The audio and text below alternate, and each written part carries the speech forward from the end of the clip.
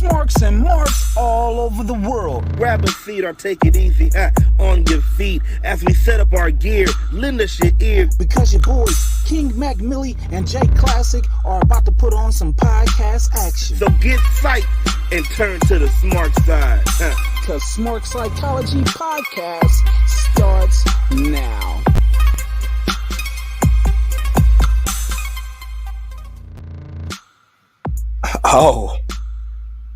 Oh snap. Wait, is it? Oh, I think it is. It's Monday, y'all. That means the only voice that you should hear is the one of the classic one. That's right, the KLASSICK. That's right, me. Just jump the J in front of that. Mr. J Classic. And you here in the smart side on the raw classics. But your boy is not alone. Your boy is not alone. For everybody on the audio side, I know you're hearing me. So, you get a little bit of first dibs, a little bit. We had to make it fair. Before the video side, the visual side, we might as well just get straight to it. And I guess we shall reveal ourselves. And yes, boom, I said ourselves. Oh, that's right. It may be the raw classic, but your boy is not alone. I have with me a very special guest, man. I got my brother, man, our brother from the West. You feel me? He may be on the East, but he's from the West. And Lou, he's a fam from the Public Interview Podcast. Yo, give it up for Banks, bro. What up, man? How you doing, bro? Hey, what's up with it, man? I'm just happy to be here. You already know. South Central, we out here, though. Hey, man. Dude, it just feels so good just to talk to somebody from the West, bro. It just feels so wonderful. Yeah, you feel me? That part. That's what I said. It's an automatic get down as soon as I found out the Brody and them was from, out west. And I said, oh, okay, they from out west. Cool. It's an automatic get down. It's love after that. You feel me? Yeah, that part. Hell yeah, man. So, man, we just gonna get down, talk some wrestling, you feel me? So, you already know what we do before we come in. Come in the room, get your comments ready, get your likes ready, you feel me? Like, we just, love to have a little talk before we dive into wrestling, because, we love wrestling, but we like life, too, you feel me? we just living. So, how's your day been, man? How have you been doing, bro? Hey, man, listen, all I do is work, you feel me? All I do is work. Lift weights, think about a female or two, you hear me? Respectfully. Try to get an Xbox. That's about it, man. My life is very simple. How your day was, though, bro? Oh, shit. Wait, your team Xbox? Oh, you gotta be. You feel me? Hey, shouts out to everybody that's with the Xbox. Let's go. I knew Max should have been on here. I knew Max should have been on this. Oh, God damn it. But it's my show. He won't be. But I told you, Mac. Oh no, but we gonna set something up. You feel me? I gotta chop it up with the Brody. I already got an idea already. I seen you in the chat. All Elite with Keeks. Make sure y'all tap into that with Public Enemy. Definitely. So I got an idea already. But nah, you gotta be. You know why? Listen, the Xbox Series got the emulators. I'll be playing Metal Gear Solid. Snake Eater on there. I'll be playing Def Jam Fight for New York. Yeah, 14-year-old games, but they on there. Man, and you Game can play them. Dude, I'm not even gonna lie. I'm not gonna lie. Xbox was the first ever time I was able to play Crash Bandicoot. I said I'm able to do this shit. Which one though? You talking about like the new one? Because they all of them. I got to play okay. all of them. I was like, wait, they're available? Because I remember back in the day, shit. I remember like when it was like really like Team Xbox, Team PlayStation, only PlayStation games and only Xbox games. I was like, man, fuck. I want to play Grand Theft Auto. It's whatever. It's cool. Right. Yeah, no. Listen, I already know they got the Crash Bandicoot that they did a couple years ago on there on the regular Xbox. But if y'all won't, go ahead. You can go ahead tap in. With the emulators. You feel me? Like I like older games, so I still got the emulators on there cracking. So I'm straight with that. And then I just like a man of choices. You feel me? I like having choices. So it's like, all right, cool. If I want to not play the emulators, I get a cracking with the. The regular Xbox games, you feel me? Like, shouts out to Game Pass. And then there's some games that be on sale a lot on Xbox Marketplace. So, hey, man, I got choice. I got over hundreds of games, and I plan on not playing anything because at the end of the day, I'd be like, all right, let me run it up on 2K23. Man, and it's funny that you mentioned the emulators. So with the emulators, I mostly go back in the day for those because like with the emulators, I got that on my Mac and like I'll mostly be playing shit. There was one time I just for the hell of it, because I knew it was like one of the old cartridge games. I started playing Bebe's Kids, bro. I'm not even gonna lie, and I enjoyed that shit. I love the fuck out that shit. And that's at a time too, bro, where they had like they was just running up the properties like on Super Nintendo and Sega. Like if you got a movie coming out, you can get one. Like the video game movie I had, it was like it wasn't Vector Man. That was a little Sega game. I had man, what was that game? I gotta look it up. It was something, but they just had something man in it, but it was like a 90s sci-fi movie. I just remember they had weird crossovers, like they had Alien versus Predator back in the day on Super Nintendo. Ooh, yeah, like the little side scroller beat them up. It was simplistic too. That's why. So Beavis and Butthead, I had that on the Sega. He throwing snot out his nose for attack and all that type of weird shit. That was the best one. That was the best shit. Yeah, it was like all the little side scroller games had, you know what I mean? They had properties for side, like Real Monsters. I think I had that. Rocco. I had Rocco for sure though.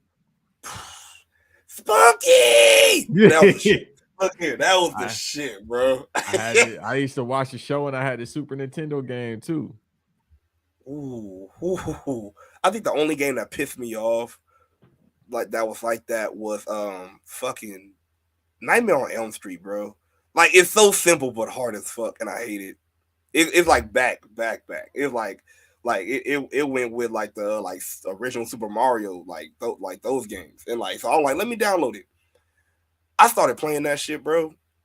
And you know, again, it's almost like a Nightmare on Elm Street themed like Mario. So you're still jumping on shit and everything. It's that simple. But the way they got the game, it's like, oh, I could never win this shit. Never. Yeah, nah. Because remember they had what's name too, champ. I think Jason had a little movie. Friday 13th. Yeah, they had a movie. They had a video game too on like the NES, Super NES. That was hella hard. Cause I remember I used to get that confused with Splatterhouse. Remember Splatterhouse? Yeah. Oh yeah. Yes, I do. Oh my god. Damn. I'm aging my damn. Yeah, we old. That's what I'm saying. Like when you know what I mean, when you start putting 2 and 2 together, I figured it was 4. You know what I mean, for the age. You know what I mean. We halfway there. So I said, all right, 10-4. But when you started saying like, all right, the old game, I say, all right, cool. I ain't talking to no kid. Feel me? So yeah, Splatterhouse was hard, and I remember that shit used to freak me out. But I used to play it on the Sega. He had the little Jason mask on. I used to get it confused with actual Jason from Friday 13th.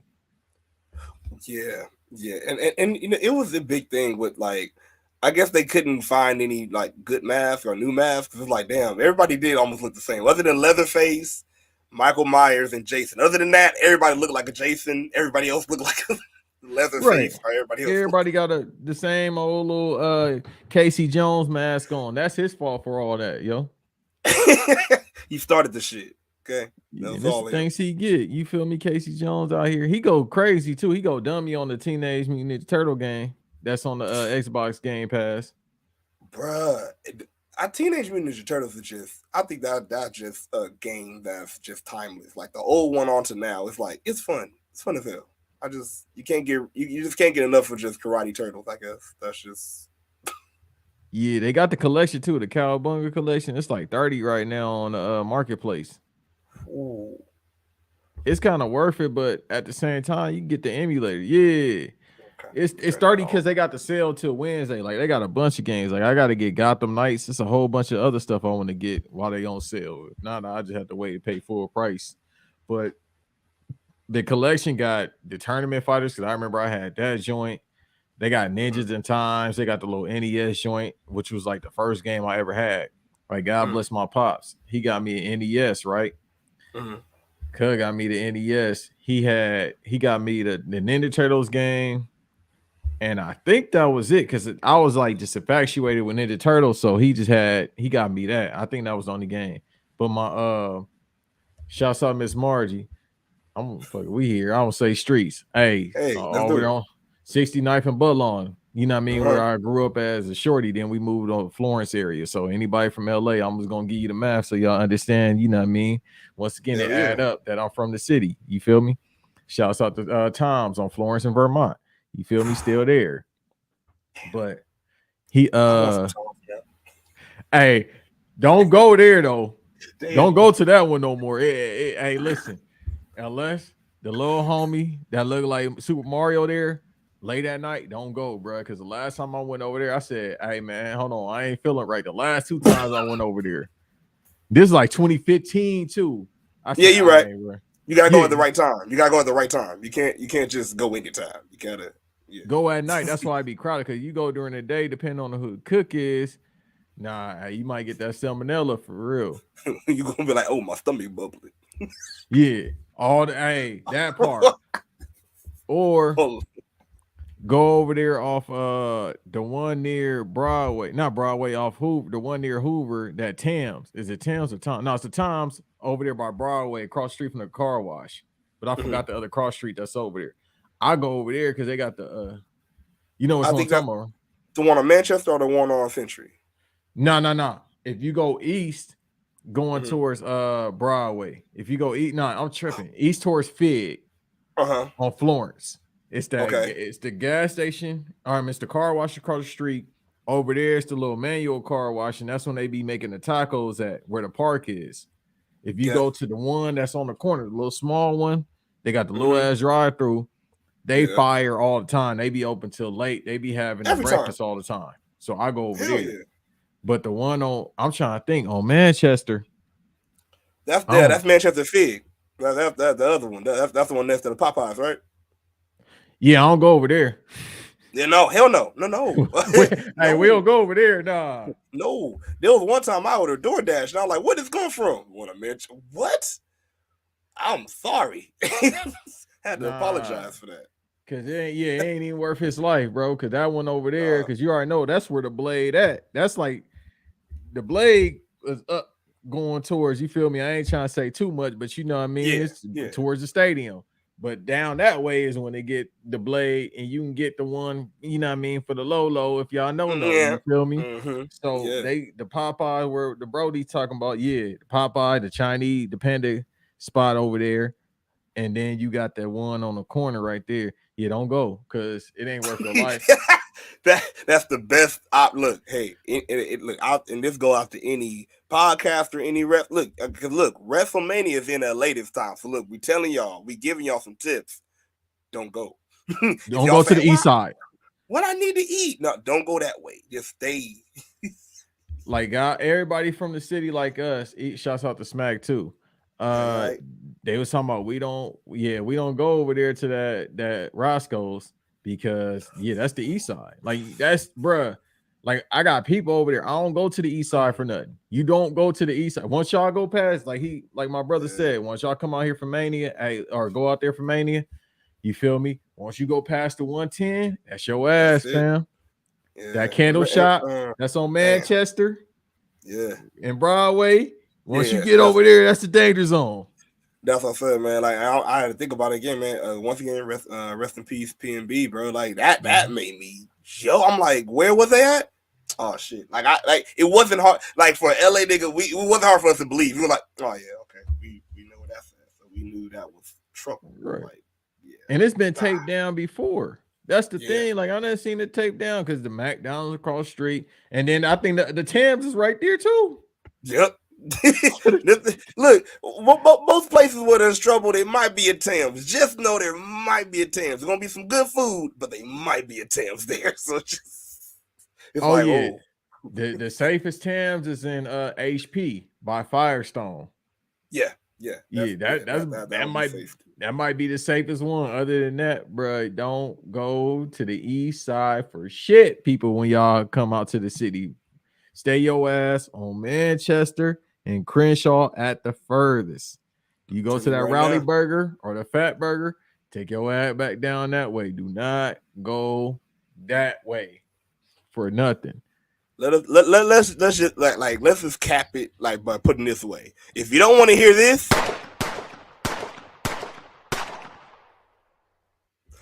don't go that way. I'm just saying, just don't go that way. All right, just keep it there. Just keep it down. But yeah, man,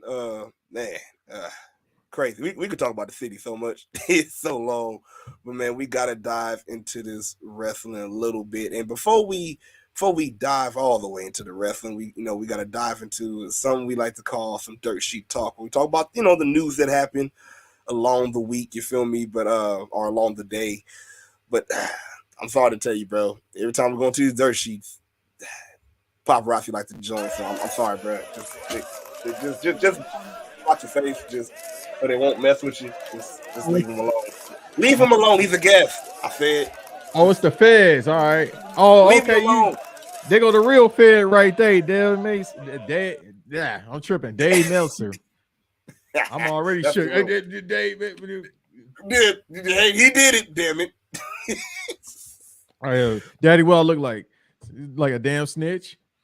Shit, what you gonna do? Come over here. But yeah, man. Let's talk a little bit of news that's been popping off. One of the main things that has been popping off on Twitter. I don't know if you've seen it, bro, but the hashtag Fire Ronda Rousey, bro. This has been trending like big time, but I was like it popped me out of nowhere. I was like, what the fuck? Like, was the match that bad? Like, I was wondering. Have you seen it? Yeah, unfortunately, I finished Survivor Series earlier. It took me 2 days for a reason, y'all. But I watched the match. Hey, man, listen, Shotzi is a good woman. You look good, but damn, she can't work. Her ass be trying to do too much. You know what it is? She ain't got Jesus in her life, bro. She be with that devil shit. Then Lucifer up here got her with CTE. You get with God, that CTE be healed. It ain't gonna work for you, feel me? Jameis Winston or Herschel Walker, but it'll work for you, maybe, baby. Maybe, you might as well try him. What else can you do? The Tank ain't done shit, clearly. Hey, somebody said the Tank a better worker than her, though. The Tank got pyro. It upgraded. She didn't even upgrade yet, but it upgraded. Yeah, she got that little metal slug tank. So apparently, I had to do some digging to find out what's up. Apparently, it wasn't because of the match why they want to fire Ronda. Apparently, it's something to do with Ronda. She always got to open her mouth and say something that's just like, whoa. The first time she did it, remember, was when, and I can say it, we booed her at Survivor Series, and then she got all mad. Oh, well, this is bullshit. Fuck the fans and all this. And we're like, well, you're mad. Now, notice during the match, like I said, a lot of people wasn't into it, and during the match, the fans were chanting for Sasha Banks. The only thing was that it was bleeped out by WWE. Yeah. So pretty much what happened, though, Ronda came out with a tweet of her own that said, keep chanting her name. You all in my matches. It won't change the fact that I'm still here while she ran away. And she deleted it since then. But the Sasha tribe found her. And ever since finding that and, retweeting that around, the hashtag Fire Ronda Rousey has been going around, bro. So what you think about this shit, man? Like, is this shit going too far? Like, is the hashtag too far? Or, what do you think, bro? Oh, no, the Black Nubian Queen being Ronda Rousey is right. Hold on, wait. Remember they said she was like 5%? Remember they said damn, they did say that shit. God damn it. Like her great grandmother, somebody like that was black. You feel me? Like, remember when Edge, and that's the only good promo he ever cut, when he was talking about Johnny Nitro ain't gonna work to Arizona because his grandmother black or some shit like that. Yes. Oh, there God, you go. Damn it. You feel me? Shouts out to Rod. She from Riverside, which is kind of unfortunate, but it's a little bit. But hey, it's just we only go to Riverside when we out of money. people from LA. You feel me? Yeah. Yeah, a win is a win, though. We got somewhere in Cali, I guess. Yeah. But man, like, do you think she should have opened up and said that? Do you think that it's in kayfabe and she's working them, or what do you think? No, she right. Like, she seems to be, when she cut these shoot promos, it's a shoot promo. It's not a work shoot promo. Okay. She's absolutely right. Like, it ain't on her fault that they giving her talent to work with, because the women's roster is very small at this moment. That's why they signing people like Emma. Who? Y'all look it up. That's why they talking about Chelsea Green might come over there. I bet for sure. But it's like, ain't nobody over there. And she right. Old girl ran from the grind. I know everybody be infatuated because she pretty and she light skinned and all that. Fuck all that. She be running from the grind. What she do to Bianca last year at SummerSlam? Y'all must have forgot. Y'all must have forgot. Shouts out to Roy Jones, where she just ran like, oh, she had Ruth Chris eating a big ass tomahawk steak. Why Bianca botching? But yeah, y'all get mad at Becky Lynch and y'all get mad at the E, but it was on the light skinned girl that was over there doing PTO as always, trying to be cute as can be. So it's not her fault. And I mean, they trying to fire her for saying that. It's like, dog, like you can't fire somebody for actually being honest about how they feel. Yeah. No, hey, shit. Yeah, you preaching the choir with that one. I already know that one. Shit. Hey, if that's how they feel. That's how they feel. I feel it. I'm not gonna lie. I was at that SummerSlam, and I was wondering why Sasha wasn't there. I didn't know. I really didn't know. And then the whole Becky thing. I'm not gonna lie too. I was one of them that booed the thing because I was like, "Yo, what the fuck?" But hey, it did redeem itself in itself and all that. But yeah, do you think so? So pretty much you thinking like, yeah, Shawty shouldn't have just left. She should have just stayed in no matter what. She always do this, bro. Like she do this every single year where she's like, all right, I need a break, but then I gotta take care of my mental health. And I'm trying to be nice because a lot of people are going through stuff, but it seemed like with her, she would find reasons why she want to leave. Like, bro, you can't just ask for time off. Like you always gotta do some weird shit to get PTO.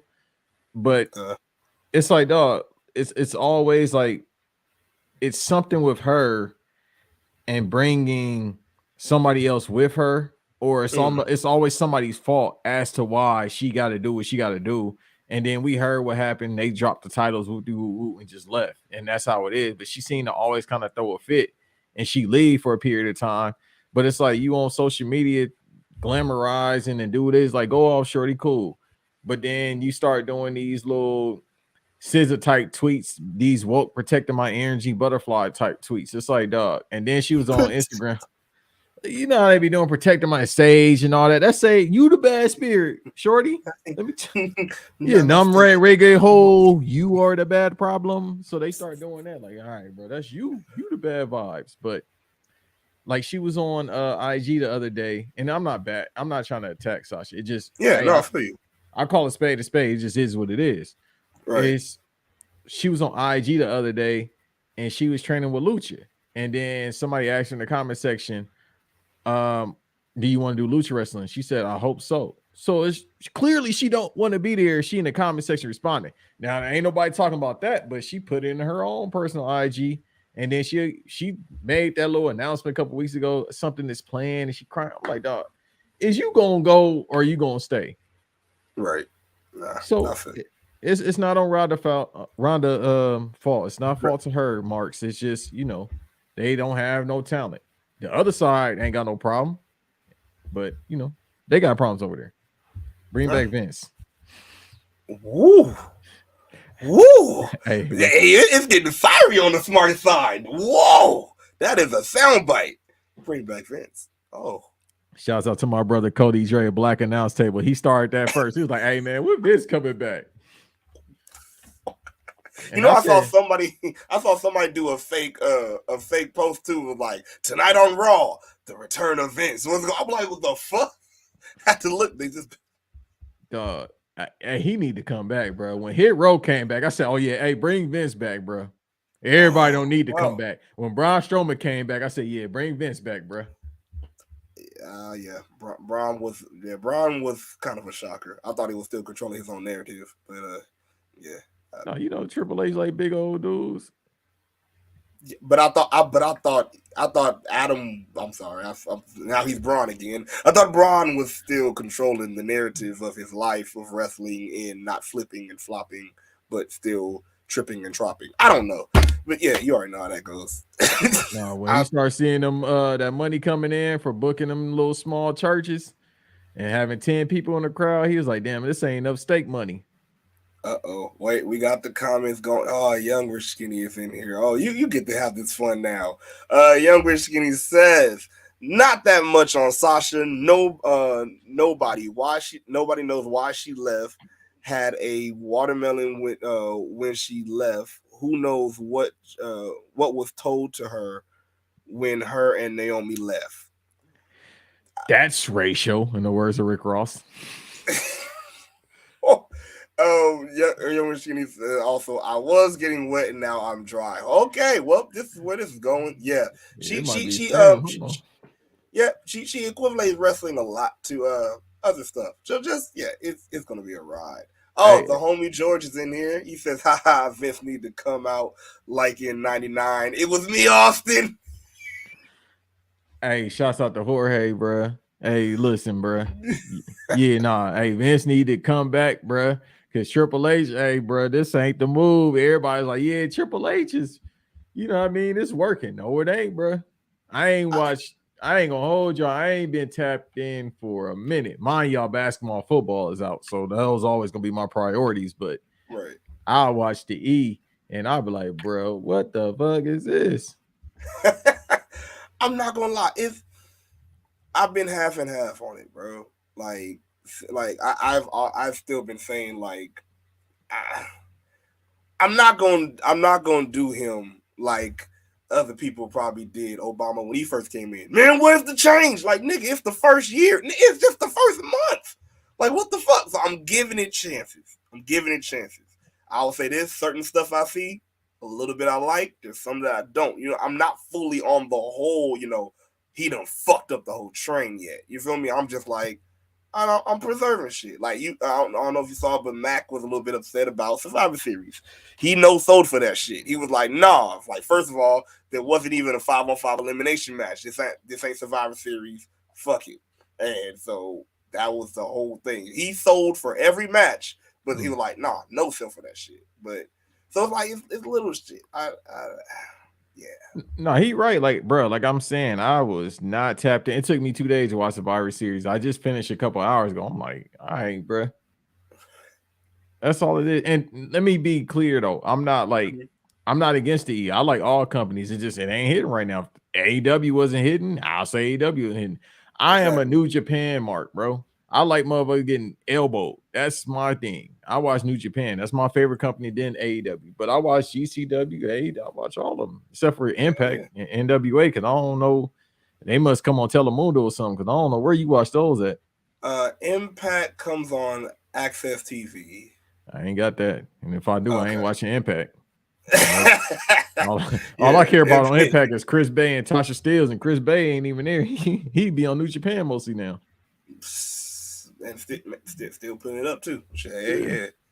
Yeah. George in there saying, I still say Vince is running the E in the background. There is too much silly shit and constant rematches, Vince style. No, he ain't there. He might come back now. Them lawsuits. Oh, cool. The $18 million I was paying for Coochie, cool. That's gone. I bet. I'm about to come back. He about to take that little walk. The Coochie money. Hey, pal. Yeah. They don't even. Bruh, this been a wild year. That man had the accusations. He came out, said, then, now, forever, and just left. Hopped out the stoop. And then the crowd still cheered. That's what kept. Look, you know what? I don't care what nobody say. He was the original. Let me get to the yams. He was like, look, I'm getting to it. And then he was just thinking about him like, I got bills to pay. And he would just start just paying. That's it. But he wanted the yams that bad. That was it. That's all he wanted. Not 14 million, boy. I understand. If you got it 14, not even 1,400, 140, you feel me? That'll get you halfway. But if you got it, like I guess him, pay 1,400, get Shorty a whip real quick, get her a little Nissan, pay the rent. No. How you just couldn't get like just a regular escort? Just do a regular. Like you had to go to the job. Like, you know what? Yeah, that little tenderoni right there that's working in that skirt. I need that. Like what? Like you could have got anybody. It's crazy. Billionaires don't know how to hustle, bro. I go overseas. I go to London, run it up. I go to the Philippines. You feel me? Run it up. Whatever. Nigeria, we gonna run it up. We gonna and still save some money. That part. Like they know who Vince is across the world. He go over there right now. Hey, pal. You want to go ahead, join the Kiss My Ass Club? You want to kiss my ass? What? And that's it. That's all you need. It'd be like when Dave Chappelle, when he was like, can't you imagine if if I just walk down the beach with shaved balls? Excuse me, ma'am. Would you want to suck my balls? What? No, I'm sorry. What about these balls? Oh my God. Those are shaved clean as eggs. Like, that's it. That's how they're going to do Vince. Oh my God. It's Vince's ass. Coochie money. That's it. That's all that's going to happen. That's all that's needed. That's it. And even George is in it. Hashtag coochie money. We need it. Put it in the go to the DR. If you spend $100 in DR, they'll treat you like a god. He go over there, use American $100. He's straight, bro. Like, you hustling backwards, homie. That part. And then last one, Young Rich Skinny says, Raw was actually good tonight, especially for the women. You know, I didn't have any problem with Raw. It was like I like the story being told, certain ones. So, we're going to talk about it a little bit further. Well, let's talk about a little bit more news that's going on. Shout out to the homie Jay Vidal, you feel me? And he has now signed to Impact Wrestling, and he is now the first ever openly gay wrestler signed to Impact Wrestling. Shout out to Jay. He's been doing this thing in GCW, PCW. Got to meet up with him, at PCW a couple of times. Soon to have him on the show, but definitely big ups to him. Like, that's definitely giving red cups up to that. But Maxwell. Yeah, oh God, that threw me all the way off. You know what? I can't. I don't like. That is the homie. Bro. That is the homie, but he kind of. Hey, shouts out to you, Brody. But for real, that threw me off. I said, "Damn, this woman's worth." Pretty wings, girl, pretty. You know what? You know what? I'm not about to do it. We need Maxwell with the knees. That's all we need. Oh, just think about it. I ain't forget that was you on that floor twerking. I said, what song make you do this, big fella? I was this Pieces. I was a shorty.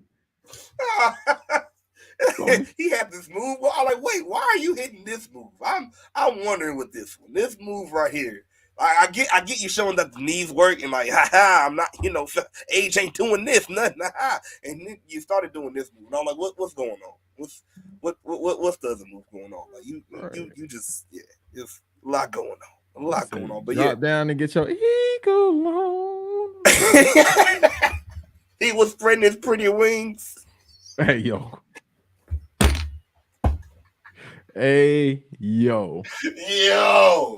Okay, we're done. But yeah, man, big time shout out to Jay Vidal, man. And before we get into Raw, a little bit of news that came out from Fightful Select, and also shout out to WrestleFeed for the post. But there was looked like there was a reason for the angry face that Roman had at the end of that match, and because a lot of people noticed it. Even Mac was like, "Oh, is this a part of the story?" Because he's looking at Sammy kind of mad. He was looking at everybody kind of mad. Looks like he was probably actually really pissed. It says Kevin Owens possibly ruptured Roman Reigns' eardrum with an unplanned hard slap at Survivor Series. Roman Reigns was said to be mad backstage, but there's no heat between them. Damn, how you get slapped that hard your eardrum? Just say, you know what? That motherfucker probably got some big ass hands. He Canadian, so I wouldn't expect him to have no hands, but he slapped the shit out of him. But I know this will work because they said as of a Royal Rumble, it's planned for Kevin Owens versus Roman Reigns. I'm like, all right, bro, y'all can't.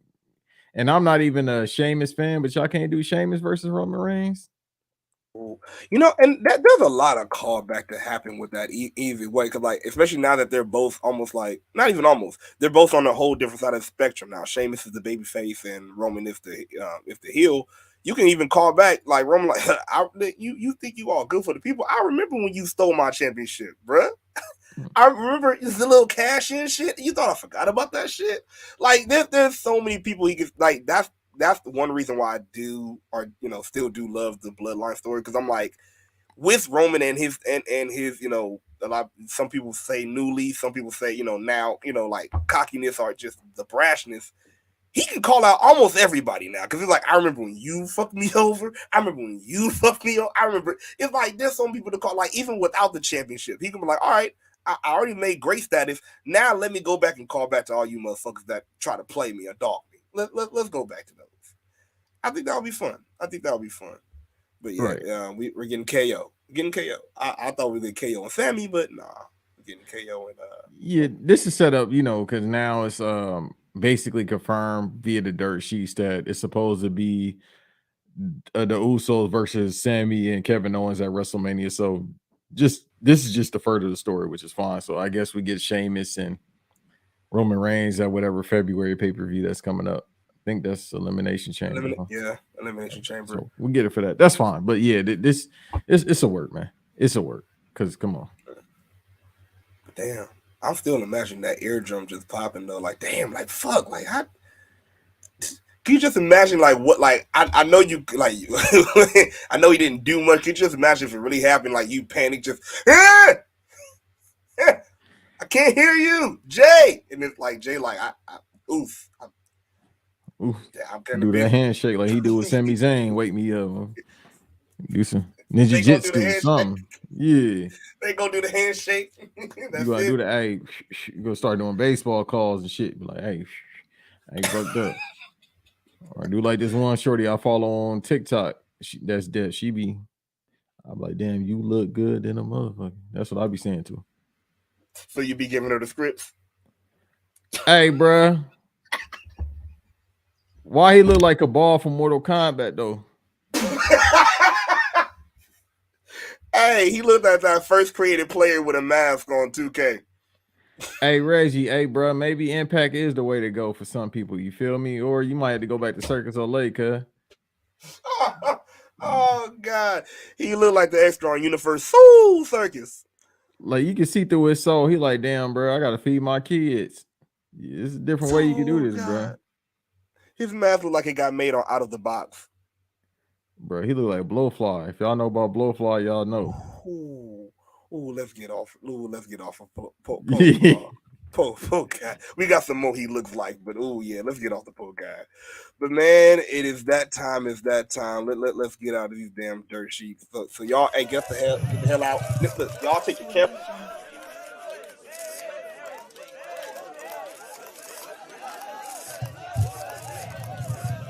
These goddamn dirt sheets. I hate these guys. Hey, that's the people that be following Chris Brown. You got some coke coming out your pocket. I see it. hey, that's the coke right there. Right. Hey, bro, just a little bit of bump. Come on, man. I sharing is caring. Like, no. Can you kick it off the tip of your foot that you be doing backflips with right into my nose? And see, the reason why, that's why he got X out that award show, because he said no to the drugs. No, he didn't share the drugs because all them do drugs at the award shows. Yeah, he didn't share. He was like, sharing is caring, bro. Like, if you don't share, you out the show. Yeah, exactly. Man, thank you, Google. 9 a.m. Damn. Hey, they was like, hey, can you pass Carucci to us, bro? Man, that part. Can you pass it to me? Hey, just I'll be like iRobot when people be having that in their house. Like the machines, man. And the thing is, I forget it's set for that. So I'm like, oh crap. Just so loud. Just dang, right? Like I'm cool with you talking, just stop being so loud. Better than the iPhone, goddamn alarm. That iPhone alarm be, boy, that be scaring my soul. Which one? The No, I already be having wild dreams and stuff, and I got PTSD. As soon as that alarm go off, I'll be like, bro, I'll be like my uncle, God bless his soul, that was a Nam. Bah, hey, get up out of here. I could never had that on in his house. Cause he used to be tripping. God bless my uncle. He was Lord, stuff used to go off loud. I remember I played WWF Attitude on the PS1 at his crib back in the day, and came in on everything. I'm not lying to y'all. And he went on. Hey, what's that? Hey, OG, chill, cuz, chill. It's good. It's the game. It's the game. I don't be playing, man.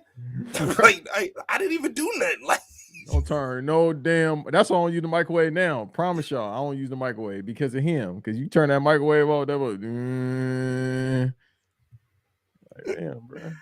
Oh God. Oh, before we get into Raw, man, George says Reggie looks like a Wish version of Jeff Hardy's Willow. I knew he went in Willow's closet. He went in Willow's closet. He found a rejected mask. He found it. Did he find the sherm that Jeff Hardy was smoking in that mask too? He couldn't find it. It was already taken. Okay. Yeah, you about right. It's already Get gone. well, Jeff. I'm sorry. Shit. Oh God, I told y'all this was gonna be a lit show. But it's time to talk some wrestling. So let's ring the bell. And you know what? I love the old school sound too. So let's hit one more. All right. We in it. We are in it. And it is time for everybody's favorite portion of the show. And it is time to go ahead and sell in no sell for Monday Night Raw. Like I said, it was I'll say off the backs of Survivor Series, definitely interesting. Definitely they started hot and they brought out Becky Lynch. Now, I'm definitely was down with the decision to to start with her and with the opening promos. It's been a while since you heard a good Becky Lynch promo. So what did you think about the opening? Thought it was good, man. It was good to see her back. You feel me? I wasn't a Becky fan. I never was, but in the past couple months, she won me over. I like the little Blade Runner outfit she be having on. You feel me? The promos be funny as hell. So I like the opening for it. Oh heck yeah, man! Like the fact, and she started a trend too, because she even went in the crowd, bro. I was like, damn, I wish I was right there in that seat. That's usually around the seats that I get too. God damn it, it had to be over there. But man, she went in the crowd. She pretty much talked her shit. She was like, look, I know I'm the people's champ, and the people just started just chanting, welcome back, welcome back. So she was like, look, I know the stuff changed since I've been gone, but I'm back to just smack everybody else around. But that couldn't get that couldn't be just you couldn't just let that happen. So Bayley had to come out and say, "Wait up, hold up now, hold the fuck up, woo, get to the games." Yep. Yes, sir. But she comes out because apparently her and Io are not cleared to wrestle after War Games, so it was only Dakota. So, but she comes out and she says, I thought you would be humbled since you were in these fans, but I see you're not. Looks like we're going to have to humble you. And they pretty much have a full brawl in the stands. So they tried to jump her in the stands, bro, from the back. I was like, yo, that's okay. I never seen that one before. And like, I like that little tidbit because usually what happens is the person standing in the middle of the ring and then like, all right, what you want to do?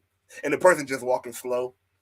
So now it's like you could tell something's about to happen. You're like, yo, just turn around. Just start looking around. So, but this time she's in the fan, so she's not expecting anything. And they actually, Dakota Kai and Io actually met her in the stands. And they had a full brawl. And it, pretty much the first segment ended in a pull-apart brawl.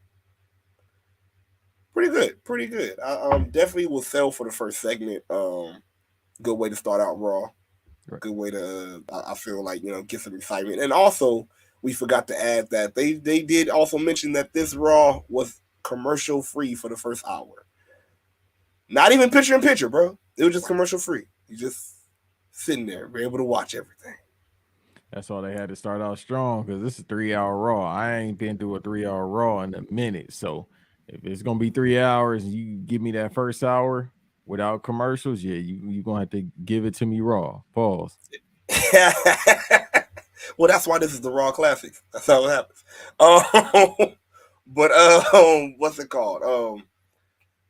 And actually this Raw, it felt like it actually passed by kind of fast too. It was like, oh, this, all right, it's almost over already. And I'm like, oh, it really has been 3 hours. So I think that hour did help. Young Rich Skinny is in the comments and she says, I love this segment.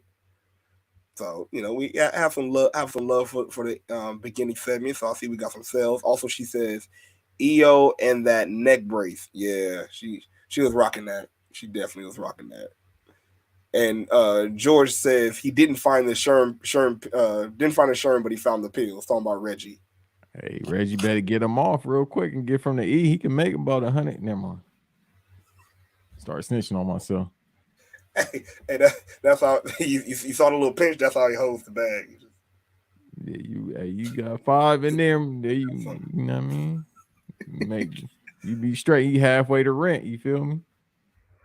Yeah, man. Oh God, poor Scripps. I mean, poor Reggie. I mean, whatever he's gonna be called, just do something. Yeah. I gotta watch NXT now to see what's going on. And apparently, they're about to have all these people on there. So, Oh yeah, that match. You heard about which what the Iron Survivor and that's what it's called? Yeah, the Iron Survivor match. That's what it's called. You heard about what's going to happen, right? I just see X Pac there. Speaking of pills, but back in the day. So there's this new match now that I guess is from the mind of Shawn Michaels. Oh God! Speaking of pills and everything else, we just it's a pill. Damn, how do you call it? Because I want to say Lollapalooza, but how do you put a pill in there? A Pillapalooza? Perkalooza something. A Perkalooza. Dang, so now you need Perk Angle in there too. Oh no, he'll go dummy. He gonna be sitting like this. That man be moving like the Batman suit these days. And he done lost weight. My son be. Oh God.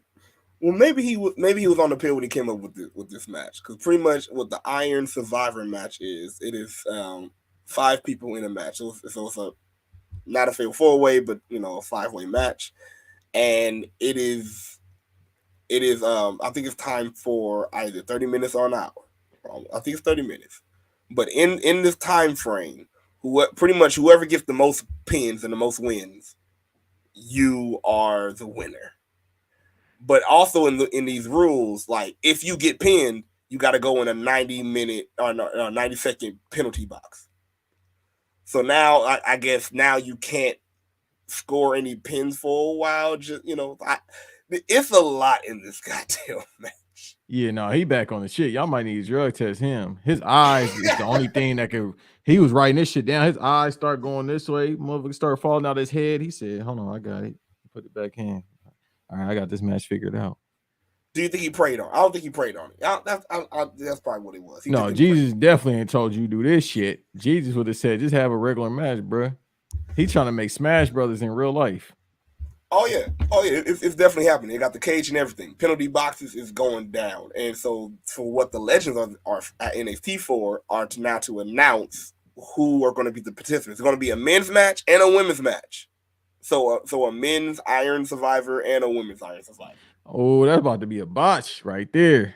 Boy, that's botchamania written all over, especially with the women's, boy, because these is up and coming talent. It's development, bro. You can't be putting them in no simulation shit like this. Squid Games ass match. Oh, God. And George says, what in the Jeff Jarrett ripoff shit is this? Sean must be watching the old TNA. Look, Jorge saying the right. Look, Vince Russo did this. People will be mad. This some Vince Russo shit.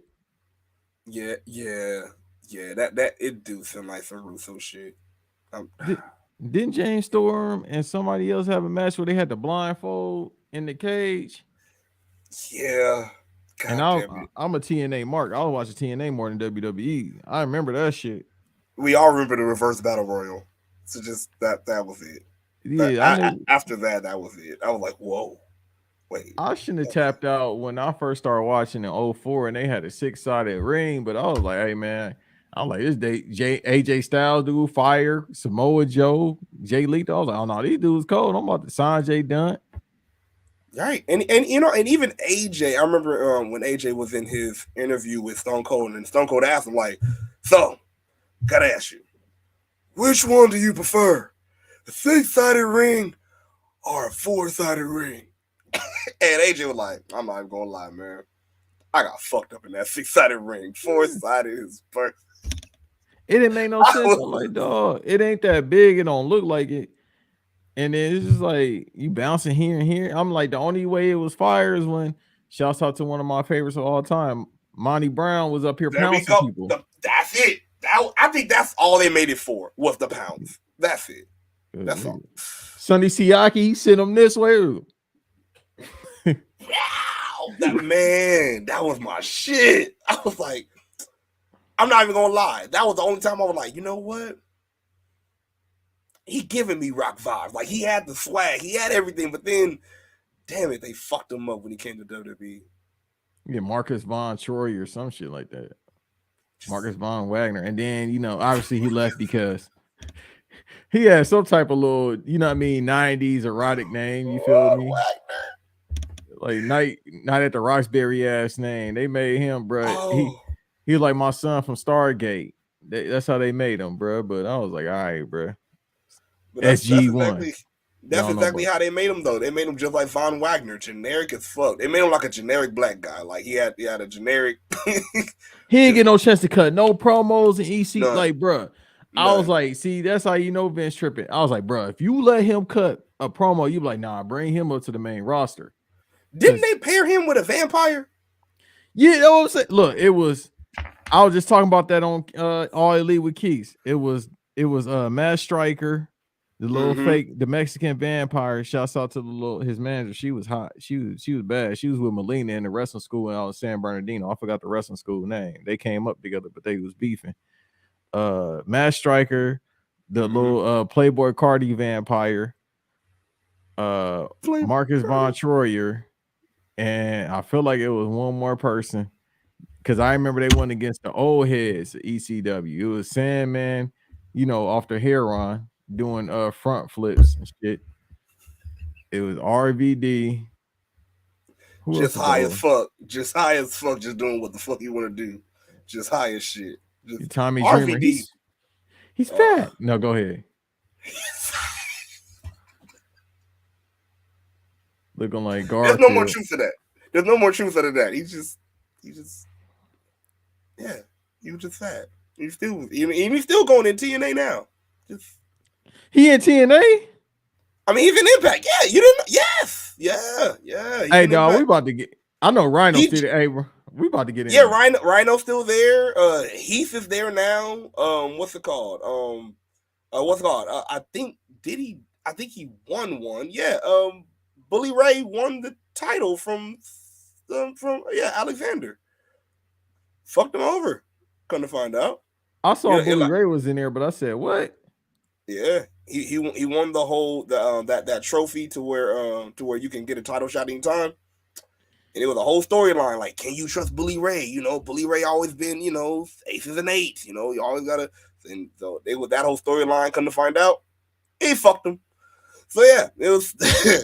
Yeah, it was. Wow. Hey man, Dr. Phil, Steve Harvey, whoever on Impact, y'all not seeing heaven, bro. Y'all ain't gonna let it die. Like, dog, Scott D'Amore keeping it. Scott D'Amore keeping it. Look, you guys, they got some good. The manager from Team Canada still over there. He's the head of the shit. Scott D'Amore. Hey man, hold on, man. We gonna. I'm gonna call the police or something, bro. We gonna get. I feel like I'm digging more of a hole for shit, but I love it. Yeah. Scott D'Amore is he's the head honcho of this shit now. Yeah, they go to Scott. He's the GM. He's the man. Yeah. Man, listen, we got to get rid of that. We got to get rid of them. Impact. Let's go to the comments, man. Drew says, it's the goddamn king of the mountain in a nutshell. That's true. Yeah. That's what it is. Yeah. He also said the 6-sided electric steel cage was insane. Yeah, that was that. Ooh. I think I remember that one. Yeah, I remember they had the regular 6-sided cage, but then they had one that was electric. And I'm like, oh, we really doing this shit, huh? Okay, y'all, we trying to pop these ratings. The best thing they ever had was the Monsters Ball matches. Oh yeah, Monster Ball was dope. Yeah, Ultimate X and the Monster Ball was the best thing they ever made. What was that red cage? Because didn't they have a cage that was red? Because remember that there was that one time when Jeff Hardy, I think when he came back to TNA, that's when he came in and popped somebody over the head with a chair real hard. And they were like, shit. And he climbed the red cage while the match was still going on. Posted. And everybody was like, hey, it's Jeff Hardy, but we got a match. And he just chilling like, yeah. What y'all doing? Yeah, I think that's when he had that. His first music in TNA was fire, but that second one was the best one. Another me you never gone. That shit was fire. And he made them songs himself. That's how I know he was tweaking. I love the resolution at the end. That's how I know that nigga was on some shit. I knew it. Yeah, I knew it. that's how I Listen to know the he was on song. the shenanigans because he was making songs like that. The Pope, Just said, oh, yeah. yeah, the Pope. Yep. Oh yeah. What was he? Oh, Elisha Burke.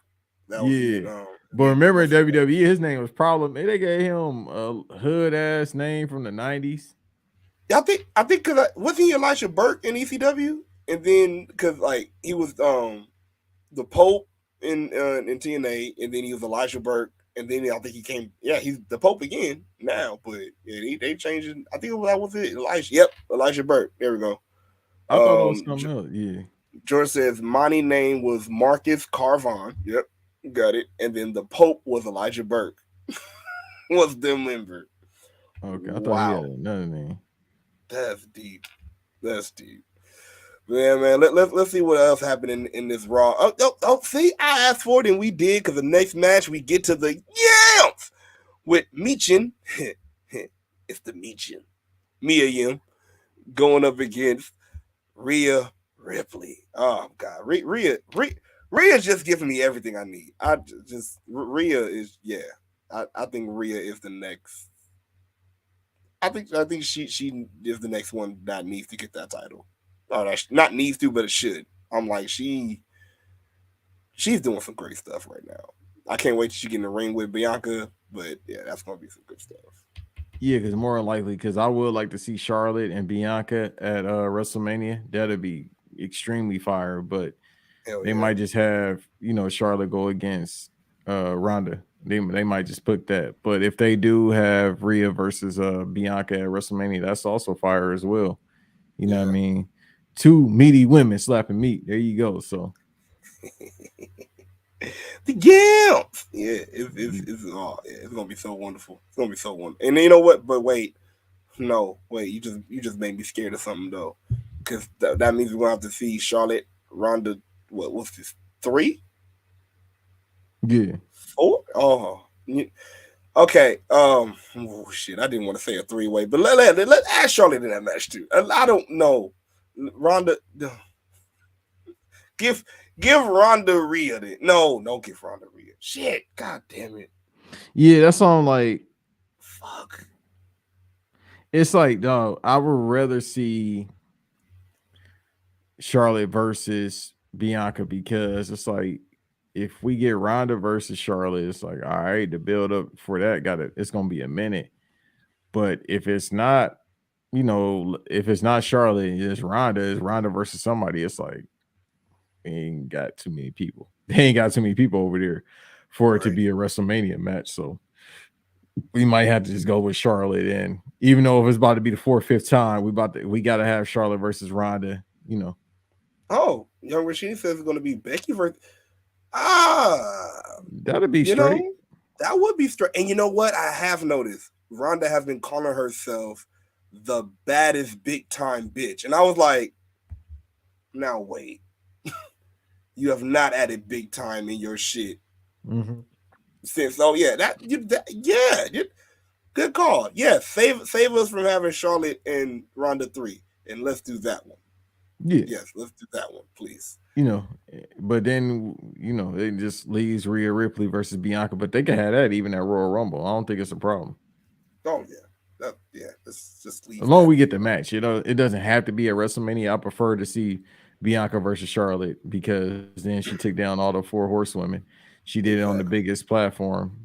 Let's just do that. But Becky versus Ronda, I think that's worth it at WrestleMania. Oh hell yeah! And then before we get to the match, Young Rashidi says, "I'm glad they gave Mia her old theme back and her name." Yeah, I like because I think they changed it one bit, and everybody like, "What the fuck is this?" Why didn't they give her lugs back? Oh, they didn't. No, they didn't give her back her Birdman lugs, and she don't. Once again, shouts out to Riverside too. Oh, what happened to that boy? Hey, shouts out to Mia Yim's sister too. I gotta do like the 50 Cent. You know how I feel about you, baby. Oh man, but we all know, man, this match could not be without haberdasheries because, as we see, Rhea was not alone. She had Dom with her, and apparently from Corey Graves, everybody want to be Dominic. I was like, whoa, you okay? We get that you were supposed to be like real heavy, like the heel side and shit. But bro, I need you to come better than this because he was like, who wouldn't want to be Dominic? Yes, it's jealousy. They're just mad because he's a top talent. And I said, whoa. The minute, like, at first he was like, yeah, they jealous. They jealous because he got Rhea. And I was like, all right, if you kept it at that, I'm cool. But when he said, yeah, they jealous because he got Rhea and he's a legendary talent, I said, sir. Legendary talent. What? Man, sir, what? So, what? Sir, this is I know you're trying, but you're trying very hard. It's reaching. It's giving me reach. His bloodline is legendary. I mean, obviously he's the Mysterio uncle, you feel me? And then his pops, and then but he ain't got, it's like Marcus Jordan, you feel me? Like, yo, pops is the greatest of all time. Rey Mysterio, if he was 6'6", like I always tell people, he's the Allen Iverson of pro wrestling. If he was 6'6", he might be the greatest player of all time. But with Rey Mysterio, it's like, if he was in a Michael Jordan situation, you come from the bloodline of him. You ain't gonna be him, Marcus Jordan, Marcus Mysterio. You feel me? But it's not a fault against you, but you got to sell it. You got to sell it for what it is because obviously they setting up him versus his pops at Mania for sure. They setting that up. With this whole Thanksgiving shit. Oh, when he got his ass beat in the cash, yeah, they setting it up. That's how we setting it up. That should be his retirement match. Yeah. I don't think he mind jobbing to his boy. People gonna be like he less than his. It's not the point of that. It's he, even though he from San Diego, LA, about the same shit, 3-hour difference.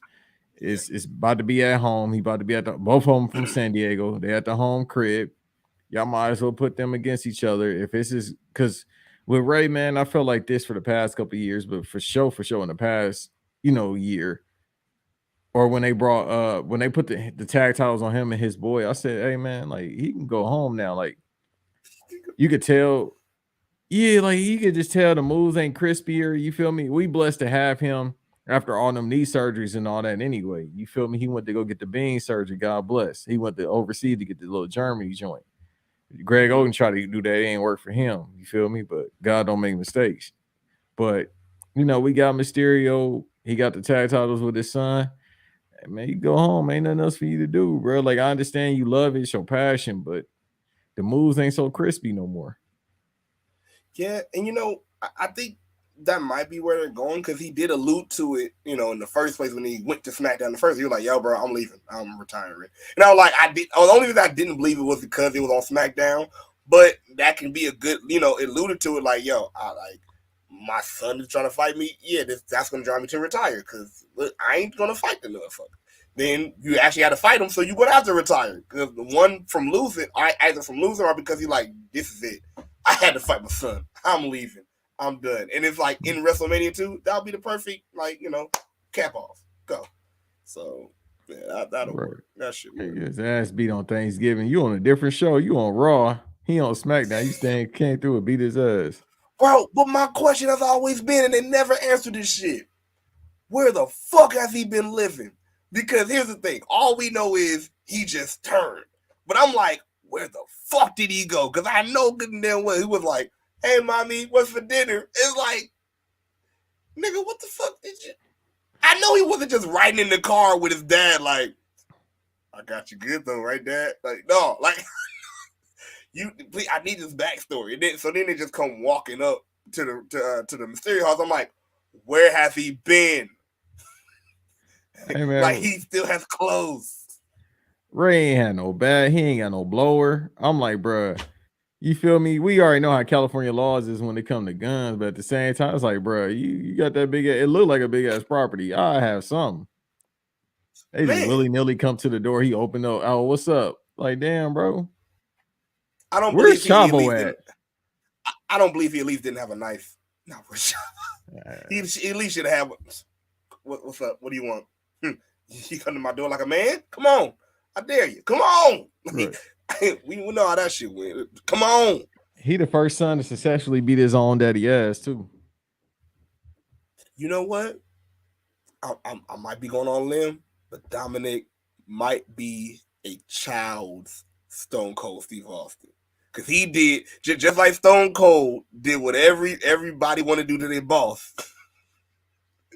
This guy did what some people probably like, you know what, Dad? Sometimes I just want to, oh, thank you, Dominic. Thank you. Because he don't know. He don't know what I can do properly. Not, see, they probably going to show their parents, you see this? You see Dominic? All right. Don't mess up. I do the same thing. Like they probably feel encouraged from a young Dom. Like, hey, Dad, I'm gonna stomp you out. Bet, bro. You try to do that. Shane need to try to do that with Vince. Hey, let me run the fade with you, boy. Even at 78, you getting cleaned up by Vince. Man, do you see how much that nigga, one punch that would have been in? Like, don't you move. Don't you. When you start doing all this shit in real life, he gonna hit you dead in your chest. All right, pal, that's how you want to play? Come on. But yeah, man, the interference from Dom, of course, caused the whole ripple, and the rest of the crew had to come out. So the OC and the Judgment Day end up getting into a brawl. But it didn't end there because we're still in this commercial-free hour. So this hasn't been a commercial yet. We're just still going. Mm-hmm. So AJ comes out. He's like, "No, y'all ain't gonna run. How about we have?" Oh God! And I'm not gonna lie. I know Mac is gonna hear this. He's gonna be pissed because it should have happened on Survivor Series. But why don't we have ourselves a 4-on-4 tag match and see who the better faction is with the women involved? Which everybody said either have 3 of them or just have the women involved and have an actual Survivor Series match. But no, instead they had it on the Raw after the Survivor Series. And I know I'm going to hear that shit. And you could have had AJ versus Finn loser ass Balor on Raw because it's 12 years past his time anyway. Right. So he's right. Yeah. Oh, damn it. I know I'm gonna hear that shit. So yeah, but they had the match, and I'm like, God damn it, you at least could have not had that type of match since you didn't do that Survivor Series. And then what did piss me off, being too, what made Mac even more right? How are you gonna say we just went through War Games, but the war is not over? The War Games is a blow off. It's supposed to be all right. That's it. Like I can't take it. I can't take it no more. This is what we gotta do, and then that's it. Like we're gonna kill each other after this. That's it. Mm-hmm. How are you still at war after War Games? They didn't get their War Games. Everybody get to run the phase, so they got energy to get off now. But it's the whole point, like you said, you're supposed to do it on Survivor Series. Yeah. And then, like I said, like I told Mac, I still do accept and I was cool to the change, whatever. But then now, like again, the decision of doing it now, the Monday Night Raw after, I'm like, no, this is not the Raw after Mania. We don't have Survivor Series style matches the next night. No, we don't do this shit. Right. Damn it, I was so upset. But other than that, it was a good match, I would say. A lot of stuff came out of it. Some stuff came out of it that I was like, whoa. Because, at first, you thinking, they're only building Rhea as, some people say, like, almost the China type, feeling like she could fight the dudes and the women, right. It's going. And Mia Yim comes as they call the Rhea-lution, or the solution to the Rhea problem. And she actually goes ahead and slams one of the guys herself. And not only that, even in the match, there was a point in time where I think it was Finn that tagged in Rhea, and Rhea just started hauling ass on Carl Anderson. And even on commentary, like, isn't Mia supposed to come in?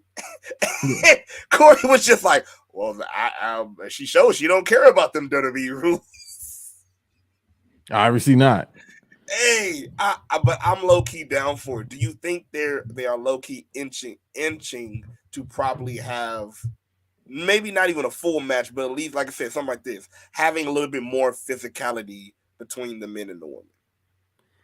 A little bit. You can't go all the way like in our era, being the attitude era, because you can't be like Jeff Jarrett smashing guitars over females' heads just because Ooh, them people yeah. on Twitter gonna get you because God forbid Twitter makes all the rules in life, but still, they ain't gonna be that problematic about it. I think they just want to show I am woman, and I am strong. And it's like, well, we know that. And then number two, can you be strong by cleaning up the house?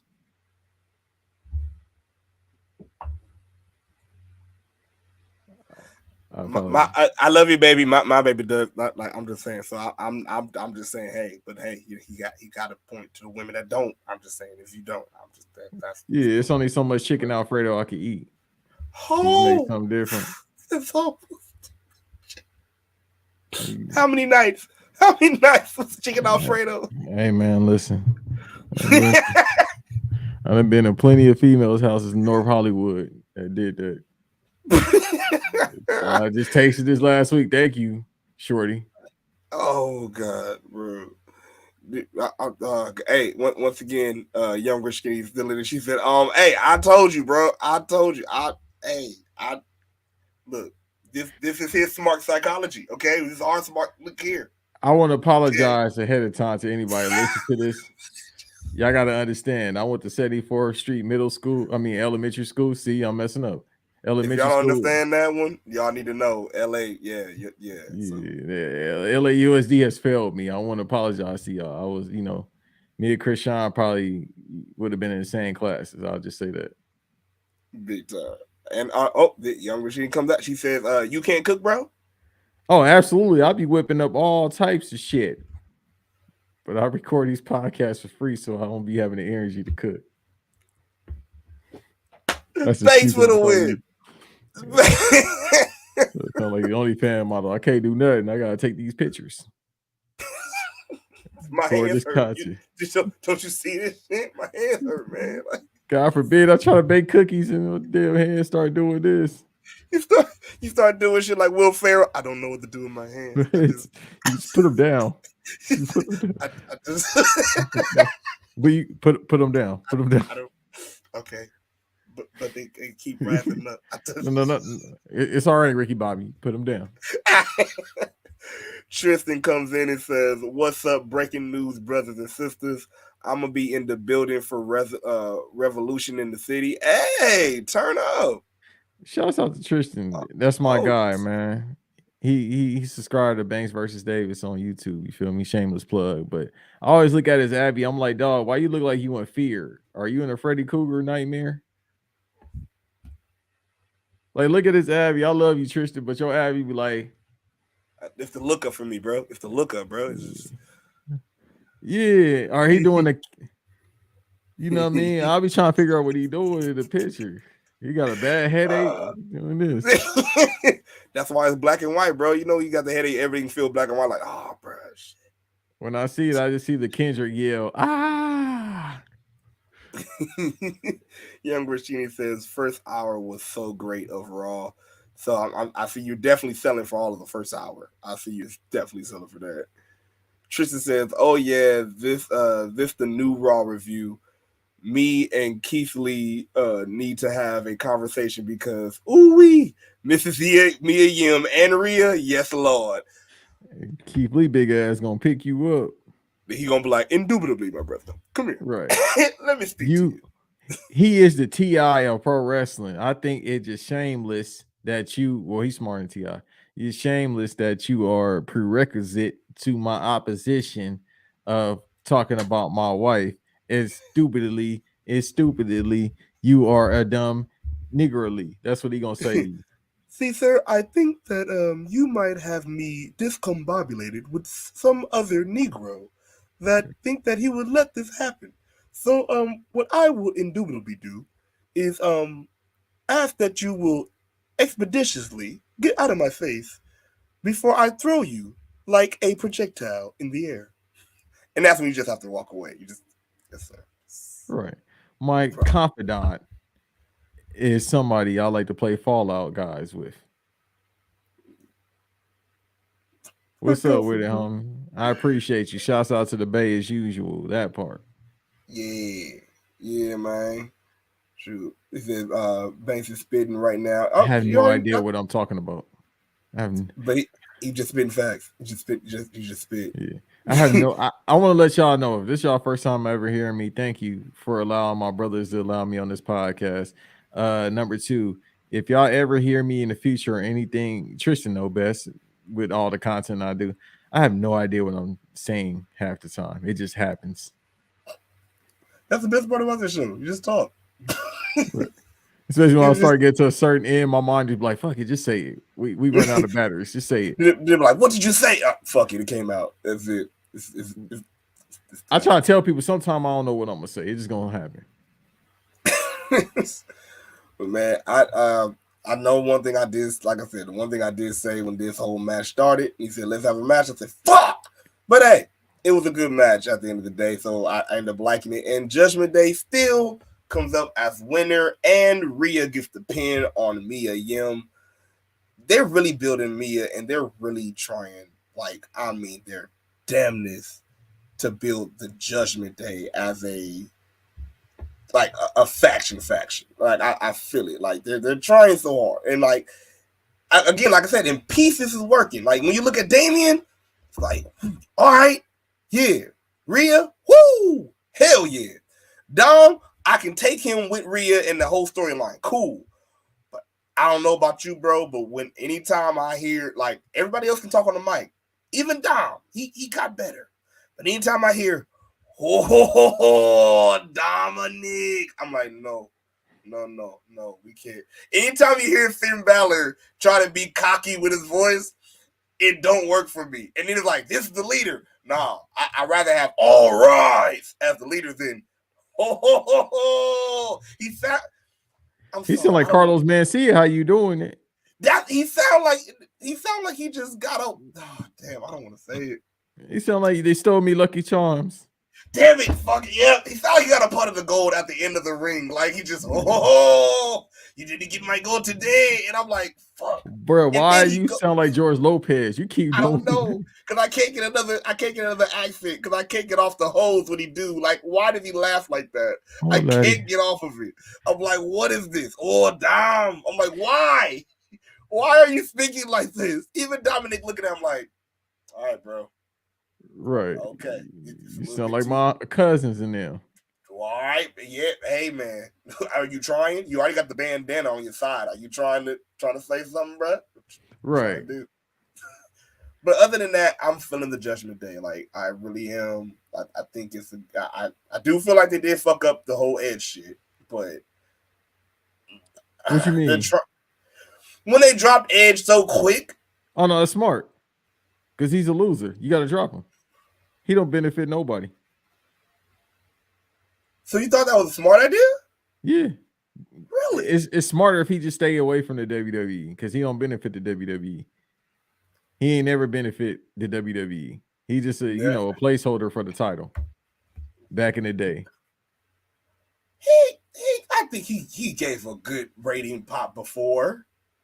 The live sex show gave a good pop. See, hold on, brother. This is where we at. Hold on, brother. I knew it. Now let me sit up straight. You feel me? This is what I be trying to tell people about. He trick y'all because it's always y'all go to the stipulations, the live sex show. You can't name me a promo. Everybody got to go with them promos that John Cena had to carry him through. His boy's better. Once again, shouts out to the GOAT. Hey, Christian birthday is this Wednesday. You feel me? Christian was running TNA. He had solo matches that was fire without stipulations against Randy Orton in WWE. Every Edge match got to have a stipulation. I can't name you a promo that was fire. All right. He tricked y'all. So him getting away from Judgment Day, it's a blessing for Judgment Day. Now I'll say this: if Vince was there, ain't no Judgment Day. Everybody gone. I think with Edge, it was good for him, but I think it did handcuff him because you're right. Everything did have a stipulation, but I think he had a chance to a little bit move out of that, but when he had that one match, and he even said it, the main match that really made it big, he didn't only talk about TLC, but that match with goddamn Mick Foley. After that, he became the big gimmick match guy, I guess. You feel me? But like they already put a story behind it somehow, but he became the guy that like he's the one to go there. You feel me? And I think it was good for him in one sense, but it handcuffed him a little bit. Because like you said, for some people, his championship runs wasn't, I guess you could say, notable as like you said, The Rock or Stone Cold Steve Austin. So I feel it. Right. It's like, man, not to stay here that long, but it's just like that 06 WrestleMania, him versus Mick Foley, it was like, bro, what's the point of this? Yeah. You feel me? Well, it was the it was Mick. I guess that was Mick giving him the torch to be the gimmick match guy, the stunt man, as they call Mick Foley. That's what I said. That's what I said. It handcuffed him. Like it did. It did kind of. And then, as you see, he had to even retire for a while, and then he's coming back, and he's not doing as many gimmick matches, but yeah, you see what happened. You see what happened when he had the greatest match ever with Randy Orton. That was my favorite match by him because he was actually wrestling. He's supposed to be a hard dodging graduate. But then some people complained about it because he was handcuffed. So they were like, "Oh, this wasn't a great." I'm like, it was a great match. He just had a match. Like, thank you. Y'all got to see him that he can actually wrestle, which he can. That part, like, but he tricked y'all. So Christian ain't never tricked me. Nah. He told you the truth. Even if you didn't want to hear it, he told you the truth. Right. Told you the truth. Oh man. Well, one person that's been saying he telling his past friend the truth, and that is Sami Zayn coming out with the ones after their victory at War Games. Man, I think this is just the best story that's happening in WWE right now. Yeah. I think it is. It's the only thing I like. Besides Bianca Belair. Yeah. It's like that's. I'm sorry to cut you off too, brother. This show. Go ahead. No, you good. This is the only like two big draws in wrestling. It's the bloodline. That's why they moving all this merch. We the ones and stuff like that. Sami Zayn, bruh, he helped this so much. Because if he wasn't a part of this bloodline story, boy, it'd be like, yeah, it's time to wrap this up, B. And the crazy part is they said at first he was just supposed to be like just in and out of the storyline. He wasn't supposed to be a fixture, but it just blew up so much. They were like, yeah, let's keep this going. He the most over right now. Shit, he over Roman at this point. Every time I see on Twitter, YouTube, everybody talking about Sami Zayn, be popping everybody in the bloodline, phrasing.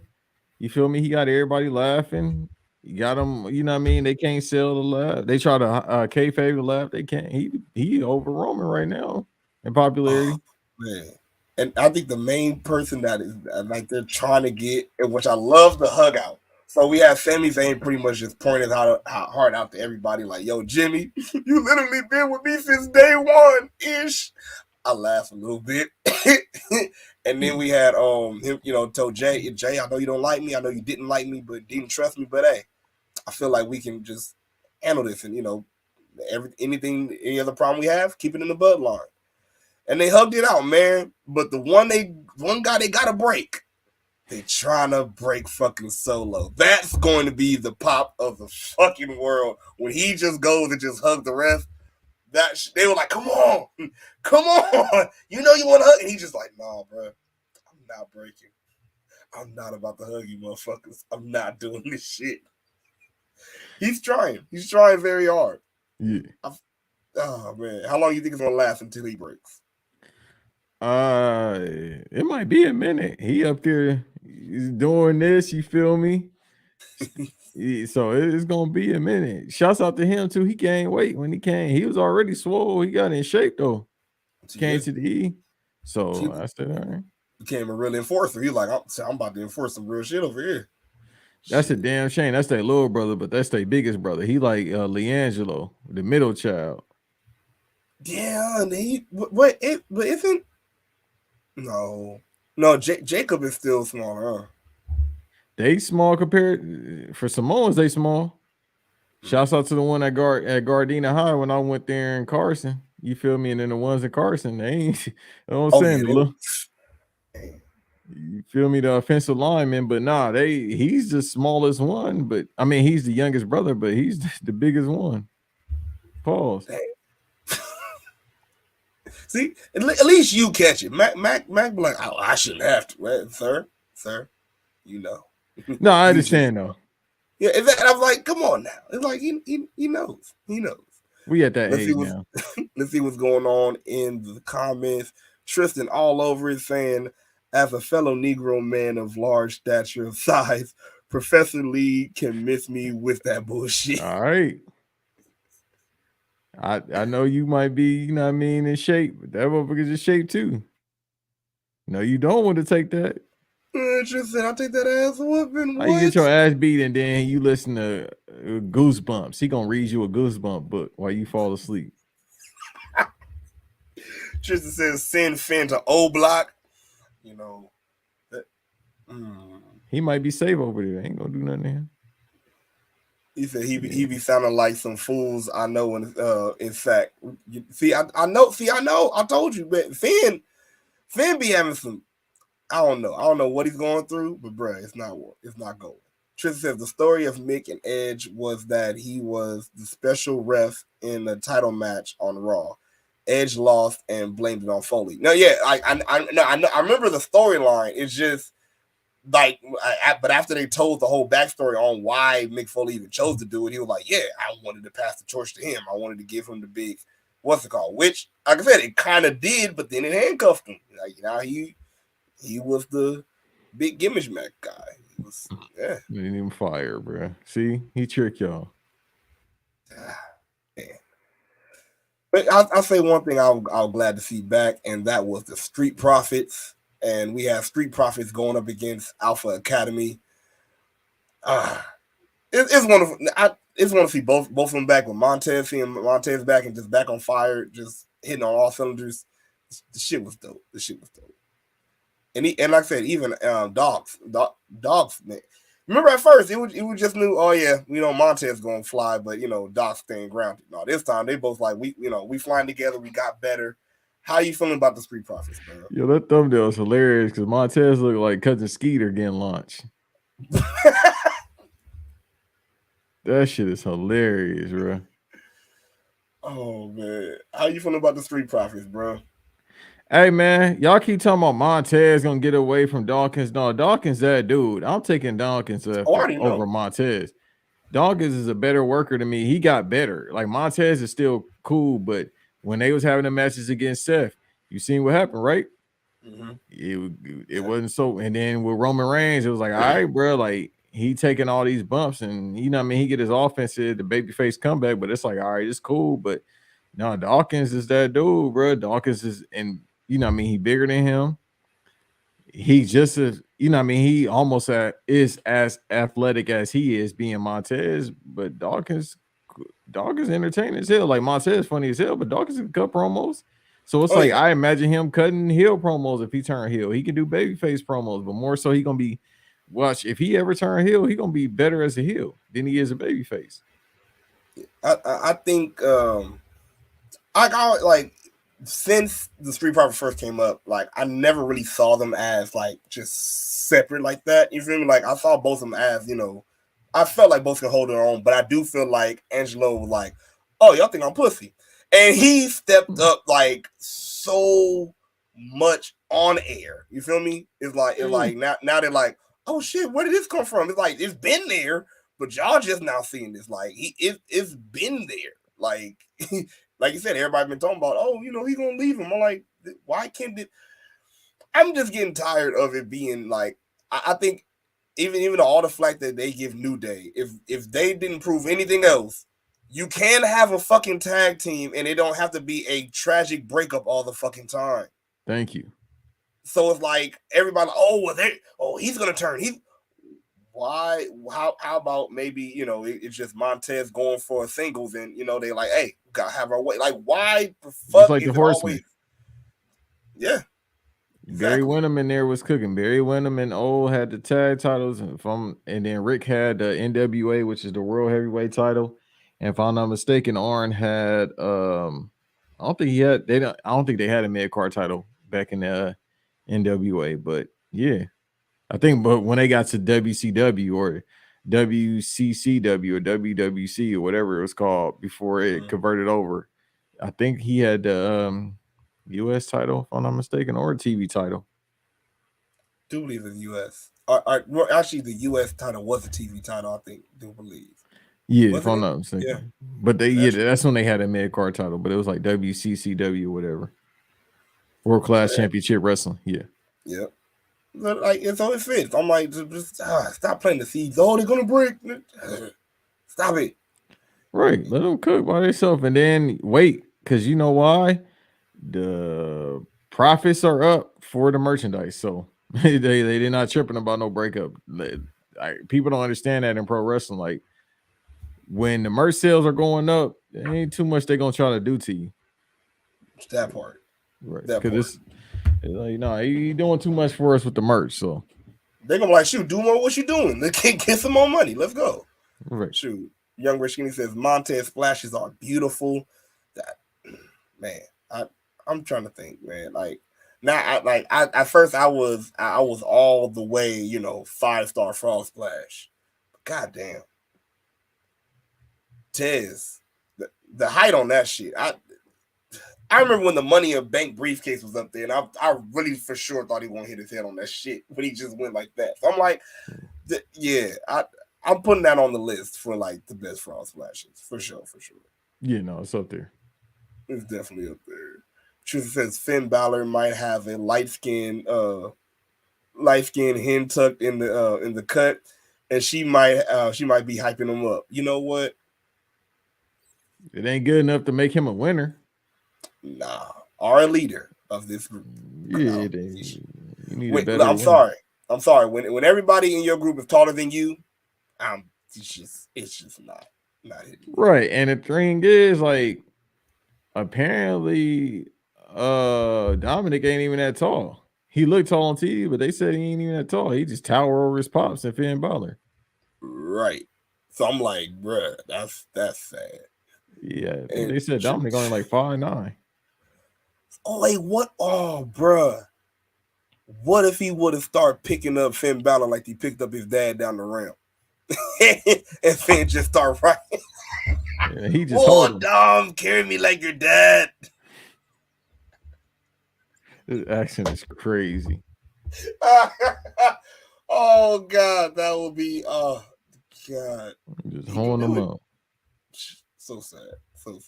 But man, definitely was a good match, man. Like I said, Street Profits come with the win after that amazing frog splash. And again, Dawkins just coming with Dawkins hot tags is one of the best I feel in WWE right now. Definitely one of the best. His timing is great, man. He got it. He can go on a solo run, and I'll choose him over Montez. And Montez got that damn Boosie cut too. And then he picked up Otis. Montez did? He picked up Otis for a slam. Boy, you see. Hey, man, I don't want to put no accusation, but that man that got Diesel too fast. I said, hold on, big fella. How you gain like 15 more pounds in like a month?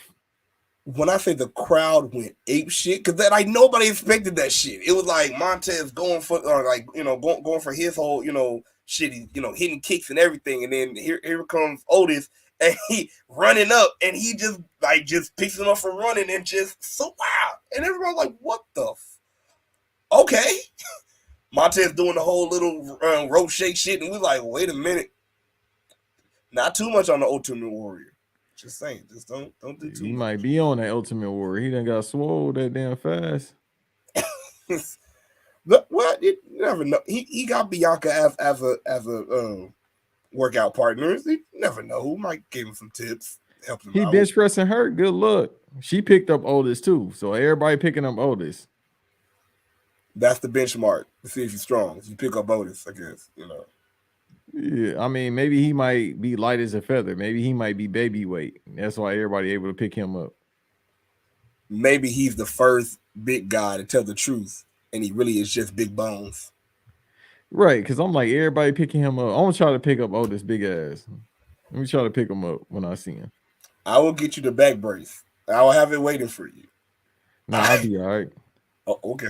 Oh. Yeah, I try to pick him up, bro. If I can't pick him up, I don't know. I'll throw a ham sandwich on the ground, and then as soon as he try to pick it up, I'm gonna be like, as soon as he get up, I'm gonna try to pick him up that way. I don't know. He might lean over trying to. You lean him over a little bit while he's trying to eat the ham sandwich. I'll be able to pick him up a little bit. Well, apparently, Gable got him on a keto diet, so he ain't doing the hams no more, bro. He ain't even eating the turkey legs no more. Just he's So on the you diet. can't, if you're on the keto diet, you can't eat no meat. I don't know, but I'm just saying he on a strict diet. Ain't no damn diet. What type of diet he on? he on the only what? That boy the gay way. That He up here. Man, he taking a whole thing of Nesquik and drinking that shit in one day. A damn diet. Oh, That's his Chad Gable protein diet. lie. That's his Shit. protein diet. How much is your protein shake? 500 grams. The fuck? I need the protein for what I lift. No, you ain't need that damn protein. You ain't Ronnie Coleman. Look out here, the type of diet he on. He ain't damn Otis. Damn old Otis.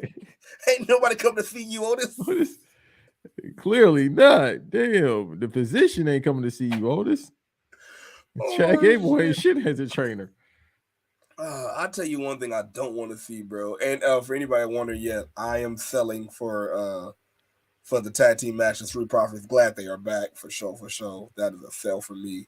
The one thing I do not want to see, and one thing that is gonna get a no sell from me each time, because it pissed me off the moment he messed up that New Day and Uso promo.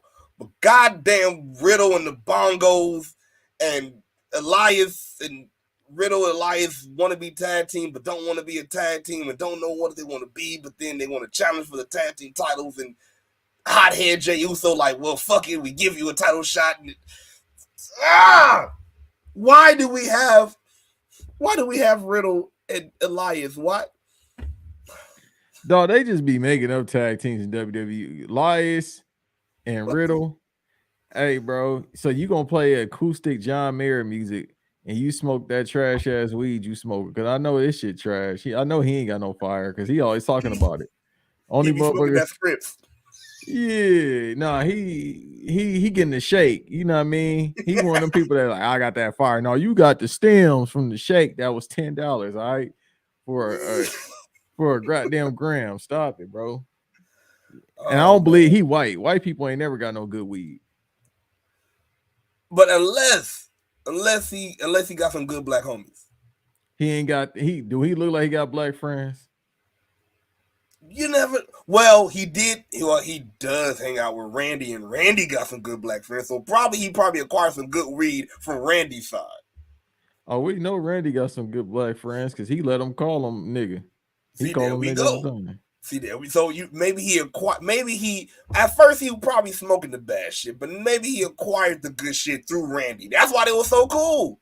Randy that's too many logistics, bro. If I gotta go through all that, I ain't gonna smoke. I gotta go talk to the man and get to the trees. Yeah, that's how I know your shit trash. And don't come to California talking about, hey, you know where I get some weed at? Take your stupid ass down to LAX, the smoke shop on Jefferson. Not on Jefferson, on goddamn Lincoln. Right there. You know they added some on Western right now. Like there's about like three or four more on Western right now. How many security guards they got? Shit, one of them 2, another one is 1. God, and then the other one I think is 2 also. It's 2. Oh, so they about to get robbed tomorrow for sure. Because the one that they used to have by Superior Market on Western and Manchester, that was this looking security guard, bro. They ran that fucking so many times. Yo, where you going now? It's like, yo, like you ain't catching nobody, bro. Like you know, the little homies from over there. I don't need to say what's set. Y'all know what's set it over there. Y'all know they was over there. Hey, good. Hey, let me try to get a deal. Man, listen, never mind. I ain't gonna start talking.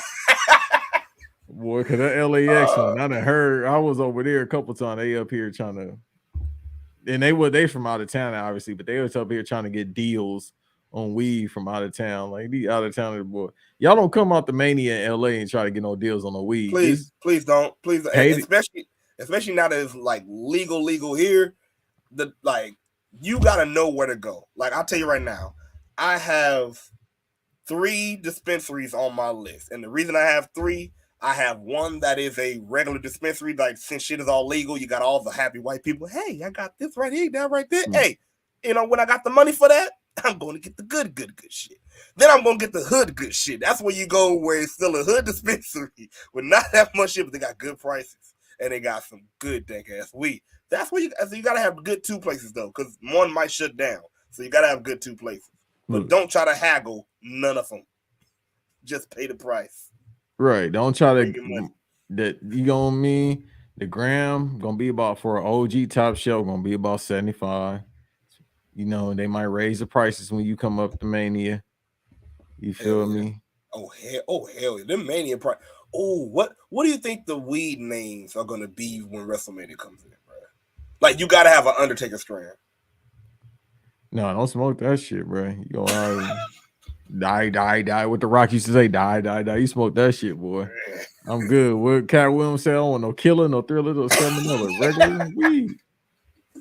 Smoke no Undertaker, don't smoke no Kane, don't smoke no Triple H, don't smoke no Rattlesnake, don't smoke no Rock. Don't smoke no Rock Bottom. Don't smoke no rock bottom. If you smoke Rock Bottom, that's it. You're gonna go Rock Bottom.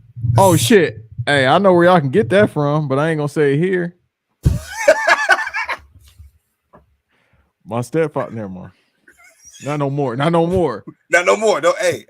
Yeah, I'm about to start snitching, but we already know the paparazzi's in here, man. The feds. Right. It's been goddamn dead Moses. It took him 3-4 times to get knocked since my mom knew him before he was like, I go get a regular job. Young Rich Skinny says Dominic is 6'1". Ain't no goddamn way. Whoa. That still don't help Finn Balor's case, so that means he 5'9". Oh, it really don't. Right. Because he's towering over him. He's 6'1". 6'1" ain't that damn tall. I'm 6 foot. It ain't that damn tall. Oh, God. Damn. Tristan says, not the Jodeci workout plan. Hey, that's exactly what they... Oh, yeah! That's it. They about to go, hey, Cookie's about to run it up on y'all at Mania. Boy, yeah. Big time. Matt Boss, what up, Matt? He says, not even a Snickers. He ain't eating no more. Damn. I think he made about Otis. Shit. Go back to that picture. Oh, that's how you know it's stepped on. Look at that shit. That's a couple Snickers. You go to the 99-cent store and get the whole pack. He feel like himself after a whole box. And I ain't trying to body shame, but come on, bro. Ain't no damn keto in that man's soul. He don't even know what keto is. Okay. Get that damn foot-long ham sandwich out that briefcase. Bring the briefcase back just for that. Oh, God. I tried to give him an out. I was like, yeah, he got the diet. It didn't work because apparently he don't. Apparently he don't have that diet. But we talking about smoking that good stuff, bro. I just want to know, what do you have to be smoking to put this shit on? Boy, I can't say what I was about to say. I was about to. Woo, yo, Seth Rollins looked like Victoria's Secret just came out with a new shit. He just like, I had to go get it. Dog, if he don't get that saucy Santana line up out of here. Hey, Seth Rollins looks like Rainbow, Fashion Nova, City Trends. City Trends. Bro, he wear that on Santa Monica Boulevard. He gonna be the talk of the town, boy. During WrestleMania. Get it, honey. Hey, go down there and talk about burn it down. What's going to happen? Oh no, if he going Western and he going Hollywood, they're gonna be trying to burn him down a couple times. Yo, I did not expect Seth to come out with the Fashion Nova latest. I did not. I was like, whoa. No, Whoa. I gotta look and see what people saying. I know he was getting heated up.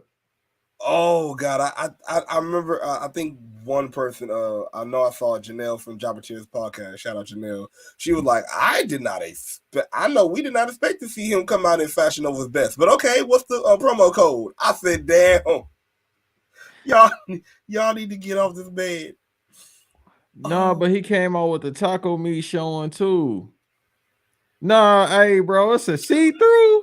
It's a see-through, and then not only that, he had the pants to match. The pants see-through too. Hey, man, he gotta start taking Becky clothes, yo. Boy, hey, I'm sorry. Anything I'm about to say, yo, is just jokes. I'm ignorant. I grew up in a single parent household, so y'all gonna have to forgive me. Yes. Y'all can cancel me if y'all want. I don't give a fuck. I ain't got nothing to lose. All right. But hey, Seth Zesty Rollins is his new name. Seth Zest. Hey, don't get mad at the Smark. Get mad at me because I'm a man. Word to Pimp C. But boy, I call it is. He got my auntie glasses on when she had to get her eyes dilated when she had to get surgery. It looked like a Zesty Blade Runner character, boy. It's cyberpunk.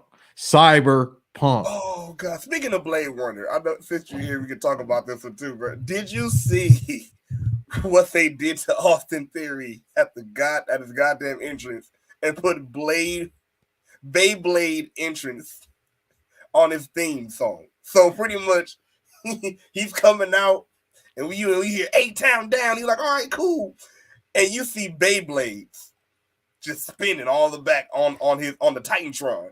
And next thing you know, they say on commentary, and don't forget to get the new Beyblades. And I'm like, did they make his entrance a commercial?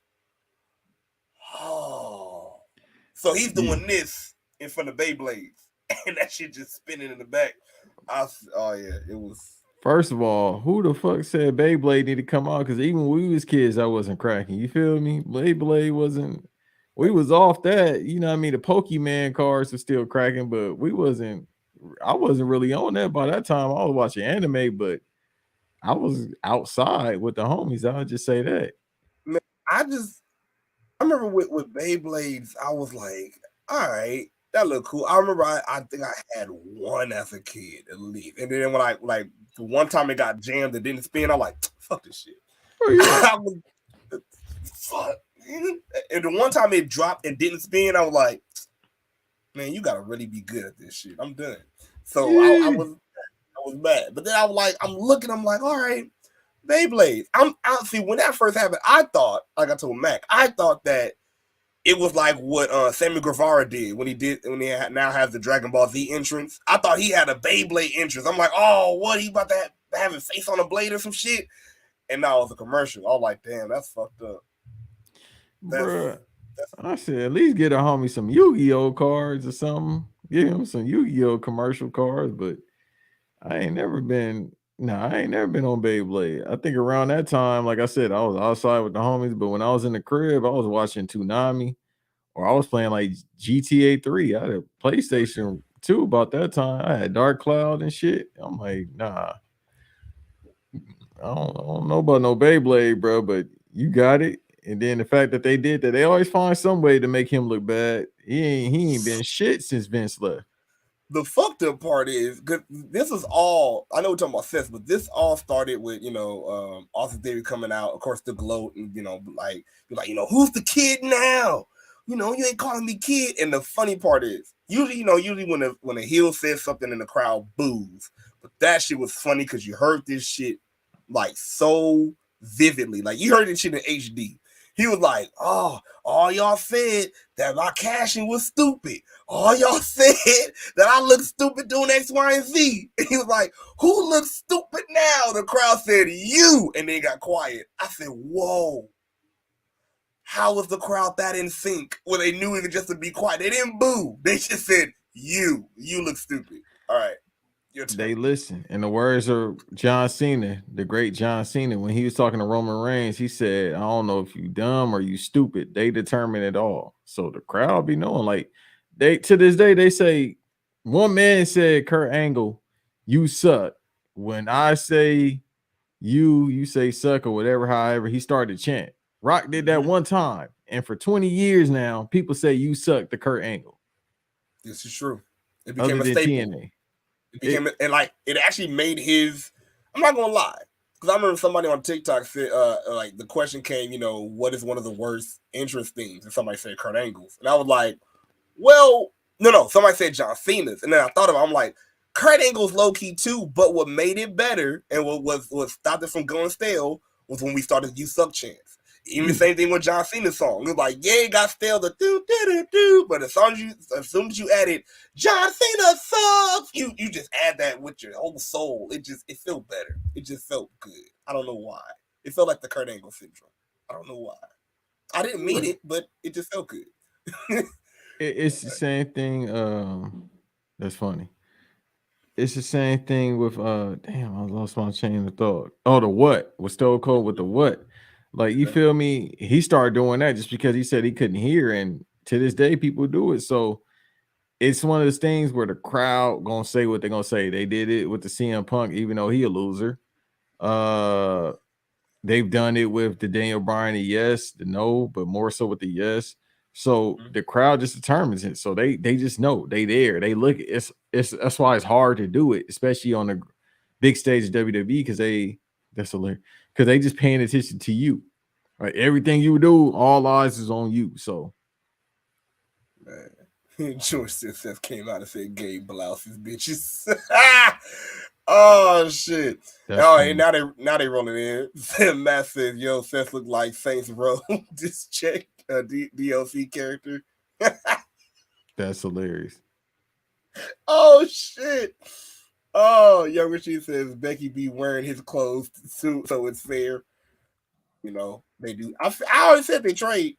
I always felt like they did. Hey, gotta be, bro. That's just like it's like better work cover girl looking ass. Bruh.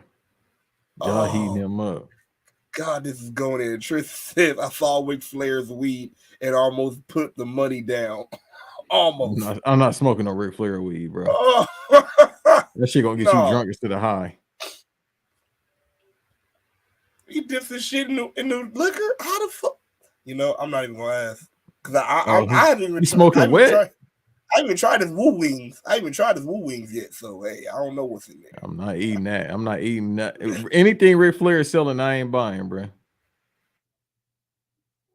I'm not smoking none of that shit, bro. Oh God. Tristan says Seth's definitely looking like a music minister. Bro. I'm about to turn from now on. If you know, you know. Yeah. Matt says Botch Mania is going to have the Austin Theory Beyblade moment. Oh, no, for sure. They probably got that video already edited. Oh, hell yeah. Shouts out to them, too. Y'all can catch them on fucking Daily Motion. The dark web, basically. Man, Davis, PTSD. Davis get PTSD by waking up and just realizing that he white and he 5'3". That's his PTSD. Damn. Why you think he shaved his head? That's a hell of a PTSD. Shit. You talking about I don't sleep at night. We know, motherfucker. That says now I will never look for I will never look at Cyberpunk the same way again since I just look at Seth tonight. Damn. Yeah. He dressed just like that, bro. If it was the Ministry of Darkness in this decade, put him, Damien, Shadow in it, boy, let him come out to I'm Every Woman. It's up. I can't even hit the note. I'm not going to try because I already saw what happened on All of these Keeks. Shout out Keeks. I saw it happen though when we tried to hit that Mariah. Almost hit it. I can't even get there. It's It's. She sounds like somebody that just. Boy, we talking Mariah? No, we about to talk about some Ike and Tina Turner. Right? I can't wild on your pop. I'm trying to do right. I tell people when people got me recorded late, it start getting dark. I feel it. I feel that. I love that's y'all, the best part. That's the best part. That's my damn bedtime over here. But we got a little bit more, man. Let's just talk No, about we straight, bro. I'm just saying. we got the Miz, man, coming out, and this has been going on for a Legend. while. Going for a while of Miz and Dexter Loomis. They started with Dexter Loomis stalking the Miz, and everybody thought it was just stalking, and come to find out, pretty much what it was, just Miz owes the man money. I feel it. Shit, I'll get on your nerve too if you owe me money. Like, what the fuck? Where my money at? So after all this evidence and shit, finally we get a match between the Miz and Dexter Loomis. A straight match. Even Adam Pearce said you can't get out of here. He tried to say his hand hurt, but he was like, nope, fuck that shit. You still wrestling. And if he wins, not only do he get the money you owe him, but he get a contract too.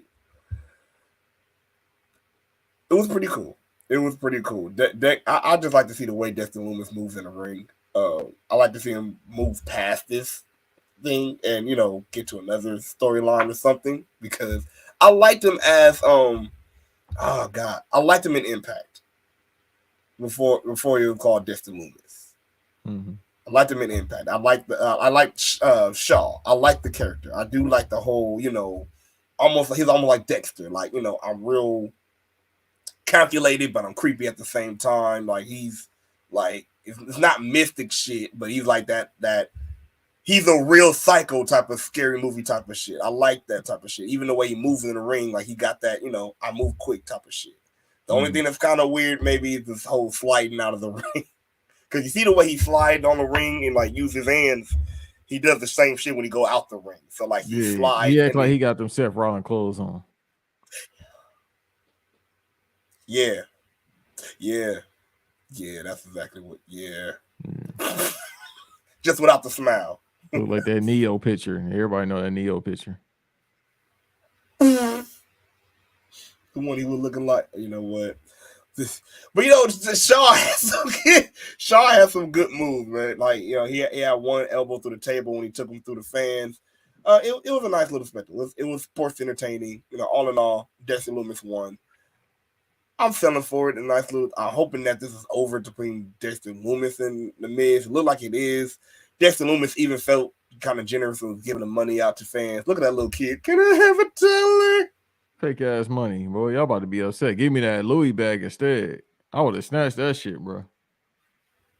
Nobody was smart enough to do that shit. Now, if that was in LA, you already know we. Hey, homie, let me get that. Yoink! Feel me? Like, let me see that real quick. Yeah. The Miz, speaking of the bag, though, the Miz tried to get that shit back and steal it, but he got super kicked for his troubles from one Johnny Gargano. So it looked like this is gonna go into a Johnny Gargano and Miz feud now. So, hey man, it's time to go home, bro. They got you doing some bullshit. You're a former champion. I know you don't miss no days off. You feel me? You can sit at home, chill with your wife, but no, go ahead, sit back at the crib for a minute, bro. They ain't got shit for you. Yeah. Hey man, once again, bring back Vince too. They done brought back Dexter Loomis and Johnny Gargano. Nah, bring back Vince.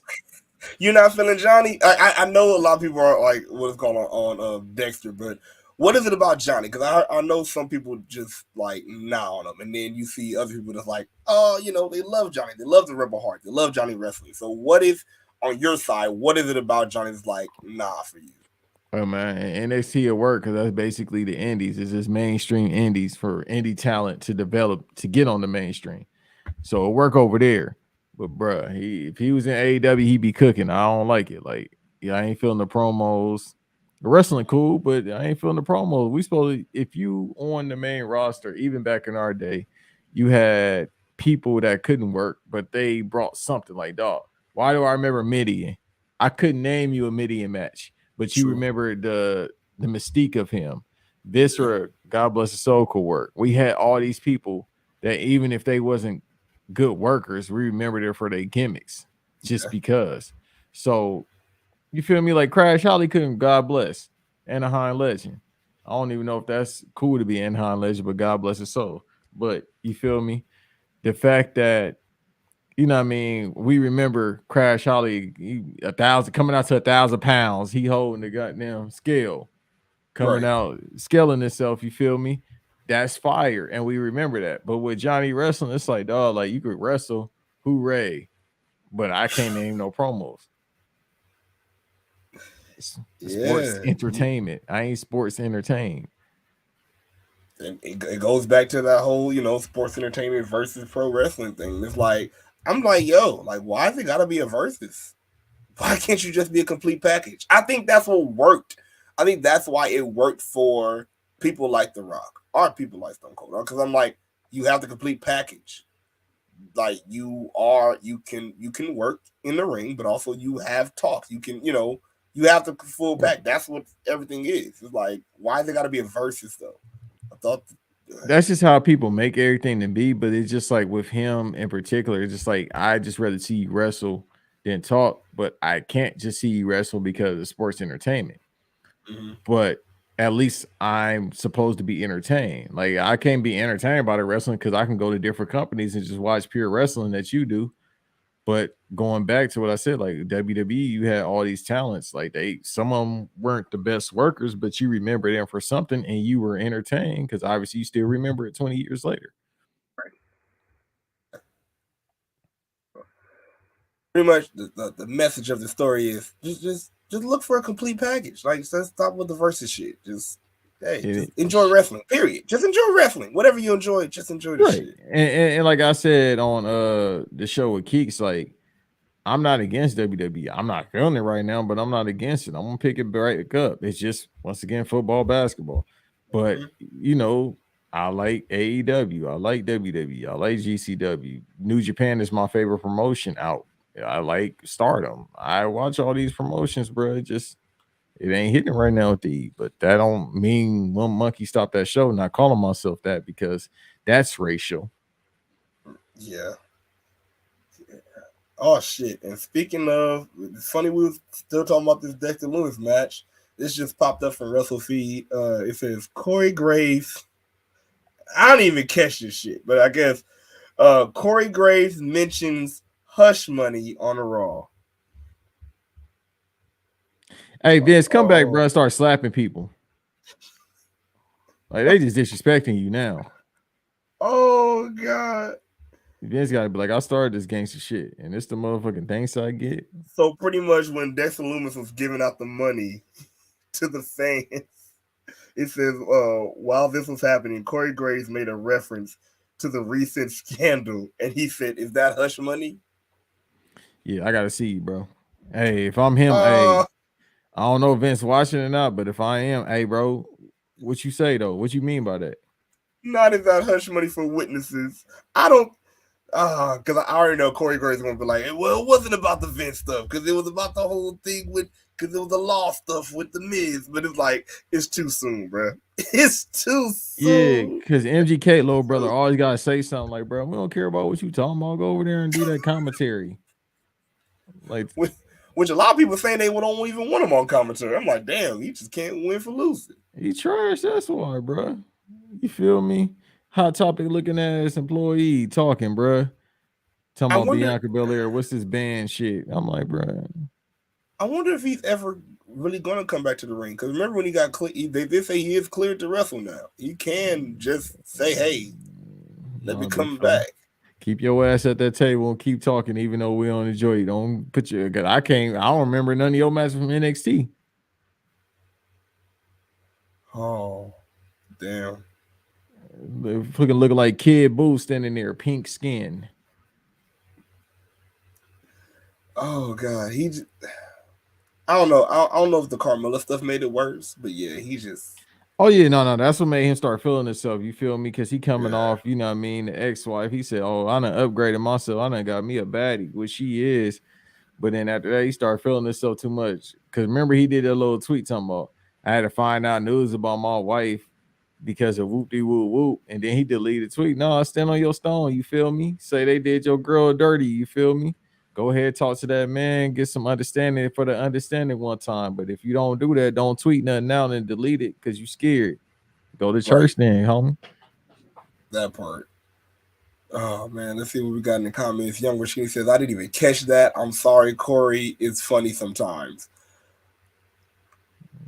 God gonna look. Vince gotta just come see people, bro. Like, hey, first of all, start with Triple H. Just slap him in his chest real quick. Like, Not the chest. let me see if you still straight. You talking shit. Let me come back. You think Triple H was in the earpiece like, all right, mention the hush money. Yeah, I got to see you, bro. You up here trying to think you just gonna take over my company, disrespect me. That's what I'm saying. Certain people better than me because I'm like, hey, bro, I got to see you. Come to the crib tonight. Take that jet to Connecticut. Come see me. Because they said Vince don't sleep. He just be working out 2 o'clock in the morning. So, hey, come see me. Well, they said he kind of act different now that he's retired. He out here going on dates and sleeping and shit. And I see like, that. oh shit. They got the far camera. He up here at the candlelight looking like the pig mask from Texas Chainsaw Massacre. And you know what he told at the table? And then you know what I did? I lift my mask and said, it was me all along, Austin. And everybody just popped. It was wonderful. She was like, what does pop mean? Never mind. We're just gonna go somewhere else. Yeah, old girl probably was like 23. She don't know nothing about what you talking about, Vince. Do you need hush money? Like, what? I don't work for you. Right. Yeah, don't worry about it. You want a limousine? Like that's how you know he nasty. He got a stretch limousine in 2022 going to pick up females. Getting a limo, hun. Like, bro, if you don't pick her ass up and a that's worse than the van. It's worse than a van. You see a 22. Yeah, picking up in a stretch limo. Damn, we going to a funeral. It's 8 o'clock at night, dog. This ain't a vampire in Brooklyn. Where you going? Not with you. No, right, nah. My mama said no strange. You better off getting a white van, bro. Matt says, yep, same with New Japan. I need to catch Stardom forever. Yeah. Yeah. Hey, it's up. It's up, Matt. So watch that. I gotta watch that new one too. It's like that's the thing with New Japan. I love it, but god damn, maybe 5, 6, 10 days of the pay-per-view be 3 hours. I'm like, god damn, I gotta be unemployed to watch this. Hey, yeah, I was about to say, which one do you rather? Because you see, we get that with Saudi too. So the morning pay-per-views are the pay-per-views that run long in the night. Which one do you rather? Hell no, give me the morning because by the time I'm high as shit, I don't want to watch nothing but Richard Pryor stand-up specials. I feel you. Or a podcast or something. It's like on Saturday, I'm like, that's why I didn't even finish it. First of all, I watched the Lakers and the Spurs, and I got denigrated for watching that. But I'm like, dog, I don't want to watch the Virus series. This shit ain't cracking. So I turned that on, even though they on the back-to-back. I'm trying to tell y'all, I watch basketball, I watch football, I watch wrestling, but it's not during this time, it's third or fourth, depending on which also will understand when everybody talking about the ratings. Well, as you see, this other shit that people watch and shit happens. Yeah, the playoffs about to begin with NFL, like college football on too, and college basketball. I watch college basketball, so it's like, that's why they call it replay. Even Young Rashini says she getting used to the morning pay-per-views. I feel it. Yeah, me too. I'm not gonna lie. That's straight. And then my fault, go ahead. No, go ahead. No, you go. No, especially when I'm in Pacific Standard Time, that should be cracking. It'd be 9 a.m. for us. So I'm like, all right, bet. Yeah. Hell yeah. But even when I'm in Eastern Time, 12 p.m. is straight. I'll be at work, I'll be cool at work now. I'm like, I got something to pass the time. Can you imagine? Shit, a good old little 4 hours from the morning. Oh shit, what? It's lunchtime already? Oh, I'm still watching my pay-per-view. All right, I'll be back. By the time it is, I'm halfway done with my job. I'm good. Yeah, you got a good ass job. You can watch TV. Phone. It's wonderful. It's a wonderful thing. Oh yeah, I just I just tapped to a stay-at-home job too, for sure. It's all on that get down. And then we have our last two matches, and bro, the first of the last two, we had Candice LeRae going up against one Dakota Kai. Again, she was the only one that wasn't injured from damage control from the War Games match. So Candice LeRae coming out with the W. So are you feeling the same for Candice LeRae like you feeling for Johnny? No, she better than her husband. I said that even in the indie scene, she was doing all the little hardcore matches. If y'all into that, she was getting busy with the men. You feel me? And then I'm up because she from Riverside, even though it's kind of like up and down Riverside. Shouts out, but no shouts out to Riverside. But still, you feel me? I still go up for it. So, she was cooking during the indie scene. I like her better. She more entertaining than me. Like like I said, with Johnny on the main card, it's like, all right, bro, I'm sweet. But when you was on the NXT, it was like the pay-per-views works because the promos worked because it was NXT. Right. But the matches was fire. Obviously, that match with Adam Cole at the my favorite NXT and one of the greatest pay-per-views I ever seen personally, NXT Takeover. I want to say 2019, if I'm not mistaken, when they had that match for the title. Him and Adam Cole? Yeah. 19. Yeah, when they spam in the head, that's my favorite one because they started off with the Viking Raiders versus Ricochet and Aleister Black. That's one of my favorite pay-per-views ever. I said, okay, this shit is up. Like Chuck, you feel me? And it's stuck. So, you know what I mean? He get busy with the matches, but with her, she don't get a chance to do a lot of promos. But the promos she had in NXT when she was doing the heel for him was fire. And I was like, okay, she can translate this to the main card, but with Johnny, it's like I'm Johnny freaking wrestling. It's like, who gives a shit? That Roderick Strong video. It's like, all right, cool, bro. But with her, she can do it, man. So I like Candice, yo. Most definitely. How about Alexa? Alexa's cool. No, she not. I'm lying. Alexa. I like that you caught yourself like, nah. Alexa Bliss ain't never did nothing for me. You feel me? I ain't gonna hold you. She decent. You know what I mean? The face and all that. You feel me? But she I don't know, bro. Like, I don't want to demean a woman, but it ain't ever hit for me. You feel me? Like, right. I never liked her working style. I think she never was. I mean, obviously she older now, but she was super young when she was doing these matches. We gotta remember that. But she was hurting herself a lot too, which it was like she gonna have a lot of concussions and all that. And it happens, but it was like, damn, girl, you gotta slow down a little bit. She had a lot of injuries too, but that happens. But no, Alexa Bliss, she a future Hall of Famer, but she ain't never hit for me. You feel me? But when she was in NXT, it wasn't even hitting. Well, it look like we might be going back to something that a lot of people said didn't hit, and that is a more twisted Alexa Bliss. The more we see Alexa, the more we see in Bray Wyatt stuff going on in TV behind her. And this time, after the War Games match, she was very spaced out, kind of like almost like she was looking at Bianca's title. And like during the backstage segment, like the Bray Wyatt thing already went down behind her, and that after that, the only people talking in the whole interview was Bianca and Asuka. When it got to what's it called, Alexa, all her face was just blanked out like this, like she was just out of it. I seen when the white woman look like that, we all in trouble. I think I'm gonna call the police on these Negroes. They look like they're breaking in. Yeah, and then it's always like the option. It's like quick time event. I'm gonna press the circle to say they tried to take me. And you know how they still keep the look and still press. I just want to make sure they're still there. Damn, you got a good job. That's a fire iPhone. Oh, bro, I think the 12 still. Yeah, 12. Yeah. No, you could have lied and said the 14. Damn it, you gotta sell it, bro. Nah, bro. Look here. I am like Carlos Miller. I am a rich broke nigga. I will always say, like, I am keeping it real. I am not making shit. Look here, okay? Hey man, listen. I ain't trying to have the people after me. Nah, you good, champ. You know what I mean? Shit, but yeah, man. I don't know, man. Especially with everybody talking about, Bray, and you got half that is still liking the story that is being told. You got the other half that's like, fuck, it's the same shit. And now that it's adding Alexa, it's like,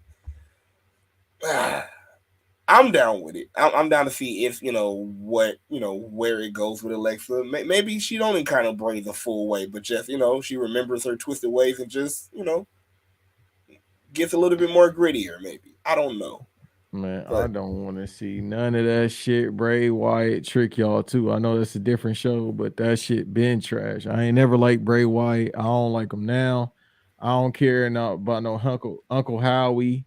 I don't care about no goddamn Fiend. I don't care about Bray Wyatt. I don't care about this dude having the Juice Robinson dreads. I don't care about none of that. what Supercharged can't say? Don't give football none of that, shorty.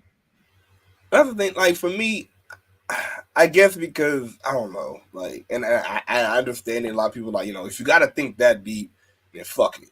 And I get it. But like, I get where he is going with it, and I guess for me, that's where the frustration comes in with other people. Like, oh, this is supernatural shit. I'm like, nah, it ain't. If you ain't even catching shit, it is far past supernatural. This motherfucker is pretty much telling you, look, the battles in my head that's going on, like that's been going on in my head, is about to explode on anybody that's getting in my path. That's pretty much what's happening. And then now he's showing you what the demons are. Uncle Howdy, he showed who Uncle Howdy is. Uncle Howdy is pretty much one of his past relatives that used to wrestle. Pretty much. And like pretty much was again, in that era, was like a very gimmicky gimmick. Mm-hmm. And probably you would say, oh yeah, he took the gimmick for the fame. That's why he said, oh, just like Uncle Howdy trying to say, or my uncle's trying to say, he took the mask, he took the gimmick just to get the fame. But now I'm fighting because I like the shit, because y'all cheered for me when I seen, but then all the shit blew up and it still wasn't what I wanted to do. He's saying, look, there's been masks that people have been trying to put on what I really want to do. And now the demons and everything, the frustration, that shit's about to come out. And it's about to hit, like the first person you see is about to hit is LA Knight. And he even tries, he says, look, I'm going to try to calm down. And I'm going to try to talk to you. Yeah, you ever had that moment where you're like, look, I'm on the edge, but I'm going to try to talk to you, talk some sense into you. And then when that person fucks up, what happens? He gets his ass beat. And it just keeps on going until somebody actually listens. And that's what's going on right now. You're about to see the pure outshed of his demons, and not in a fiend type of way, not in a no supernatural type of way. You're just about to see what happens when somebody just breaks. But you're seeing the whole breakdown of him trying not to break. Like, yo, like, I'm trying to tell y'all. That's why it even makes it even more, like for me, makes it even more crazy when like our fun, even when the crowd's like, yeah, because he's like, oh, like when you hear that laugh, it's really not a laugh of, I'm enjoying. He's like, oh, yo, stop. Y'all saying y'all want this, but y'all don't. First of all, y'all don't really want this because anytime this shit comes out, it's the Fiend, he's too strong. So y'all don't really want this, first of all. Right. But, that part. But y'all doing this. So y'all, it's almost saying, look, it's exposing what he went through with Vince. It's exposing what he went, like, gimmick wise, and just, him trying to get his real story out. Even with the fans, he's like, no, y'all don't really want. Okay, all right, but he's still showing y'all also where, almost why he didn't want to do it. I.e., Uncle Howdy. Mm-hmm. Uncle Howdy trying to tell him, I did it again. Like if you think about it, take away Uncle Howdy and actually put his uncle. I did it. I super gimmicked for this. I did this. Just let it happen. Do it. Mm-hmm. Don't worry about the mask. But see, right. The thing is, a lot of time we don't think about, like, we don't look at the story because, like I said, we've been scarred by, yes, Vince need to come back, but we've been scarred by that shit, both for the Fiend shit and all that shit. Because I'm not gonna lie, if Bray talked that way without the whole supernatural shit, I would have been felt it too in the beginning, right? Without the shit, but with all the shit, yeah, it kind of give you a sting. So I feel it, but it's just I'm still rocking with Bray. I'm still walking with Bray. I guess. Yeah, no, it's fine. Like I know somebody. Shouts out to my brother Coach. You feel me? He's a Bray Wyatt guy too, and I'm just like, it ain't for me, dog. You feel me? I do like the soundbite that we got because everybody be using it now. What are you talking to LA Knight? What he said? I must fight these urges or temptation. Oh yeah, I must fight these temptations. Oh, I think that one and the other one when he was talking to the old dude in the back, he was like, just leave now, go. I do like it, and it's comedic, even though it's not supposed to be. So yeah, I mess with it in that way, but that's about it. It's there. It's here and there. You feel me? Let's see. We got Younger Skinny. Where's that? Okay, now we already saw on. There we go. Whoa! It's almost bit. Younger Skinny says Candice versus Dakota was so good. I think they're hitting they're hinting at Nikki versus Candice. The showcase of the women this episode was so good. Hope it's consistent and Triple H don't drop the momentum. Yeah, the women have been showed a lot, in this Raw, a little bit more than usual, some would say. And hey, there was some good matches. Like I said, Candice definitely.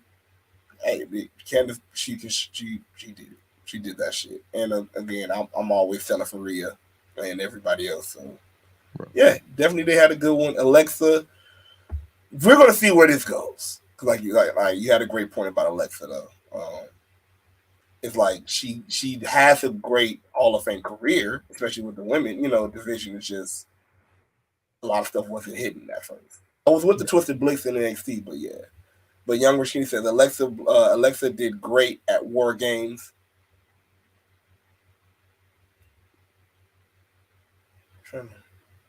She did. She had a couple spots. Everybody kind of did work. Like that was the only match I really enjoyed. Really? I didn't really like the pay-per-view other than that match. Because I'm not a big War Games guy to begin with. You feel me? The NXT one with the Undisputed Era was cold. Because I saw that one live. That was in 2018. Wait, you was there? Yeah, I was there. Bro, we was there too. For real? Where were you sitting? Shit, I was broke. I was at no, I wasn't broke. That's actually when I had some money. I was sitting at nosebleeds though. Okay. Wow.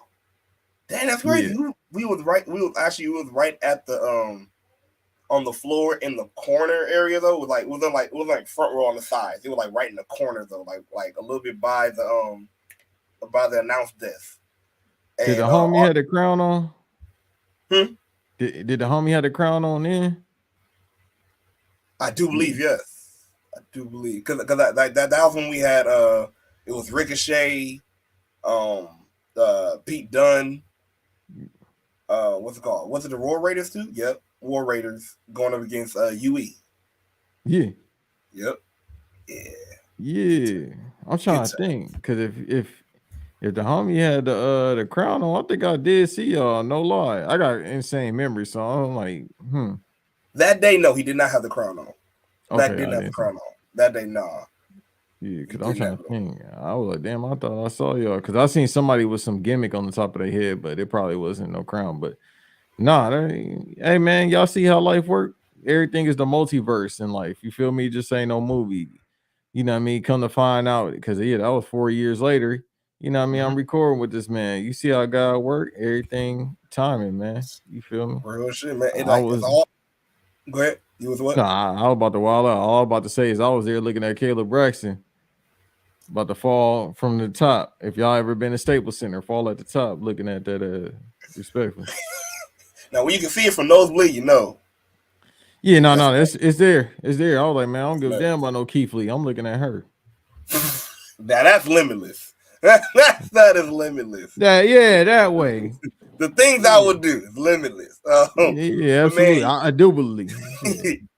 Talking about the multiverse and how, like, it's crazy how, just people just meet at a perfect time. When do you think is going to be the perfect time we get the KO and Sammy match? Shit, they might book that Elimination Chamber, and that's how they set it up for the tag match at WrestleMania between the Usos. Because you got to put it on there. Because we didn't seen that too many goddamn times.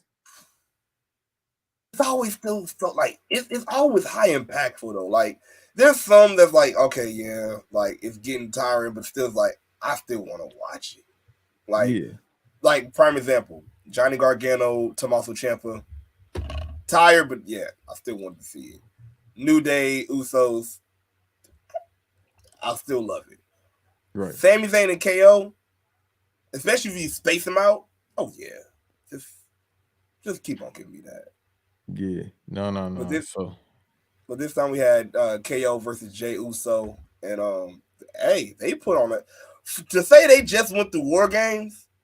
They put on a hell of a match for this main event. It was shit. It was a hell of back and forth. Like the homie KO took 4 super kicks. Oh yeah, you already know Him and them super kids, he gonna do that. Bruh. I mean, they really built this up strong, man. The KO come out with the win. It actually came with where, uh, actually not Sammy, but it was, I do believe it was Jimmy. Just Jimmy trying to help, but and distract the ref. The same thing Sammy probably do. It did not work. It got voided, and Jay got the stunner, and that was it. 1, 2, 3, and he got out of there. He ran out, and the face on Sammy looks like, yo, I just got out of the doghouse, but now that KO win, I might be back in. Oh yeah, for sure. Yeah, yeah. It's like shit. So they getting them rumors is true apparently, but you kind of see that without the dirt sheet saying that we getting that tag match at Mania. That's all it leads to, and then because at this point somebody has to get the titles off them, but it can't be no like Rudy Poo put together like no fucking Elias and Riddle. It's got to be Sami Zayn and Kevin Owens taking the titles because it's better for the long term booking, and just overall they never been tag champs, even though they've been homies for a long time. So that's perfect. I don't mind that. And it would make sense, like you can't even really put the whole well, they can't be a tag team just put together. Like you said, they've been bros forever, so it's like it will make sense even in that aspect. Like, all right, yeah, I can see them as a tag team. They've been through hell and back. It's almost like the bar issue, but it's like even deeper because like they've been friends for even longer. So yeah, it fits. I'm trying to think. Sammy and KO with the titles. That would be a sight. It would, and you got to do something like that because it's like who else gonna take it? There ain't no tag teams. They don't do tag teams in WWE, so put it on them. They already broke the record being the Usos for the longest reigning tag champions of all time, and that's fine. Like, put the belt on them. That was good, man. Yeah, I think that'll work. I'm excited for WrestleMania. It's gonna be out here. It's gonna be in the city. I'm just about to be lit as fuck.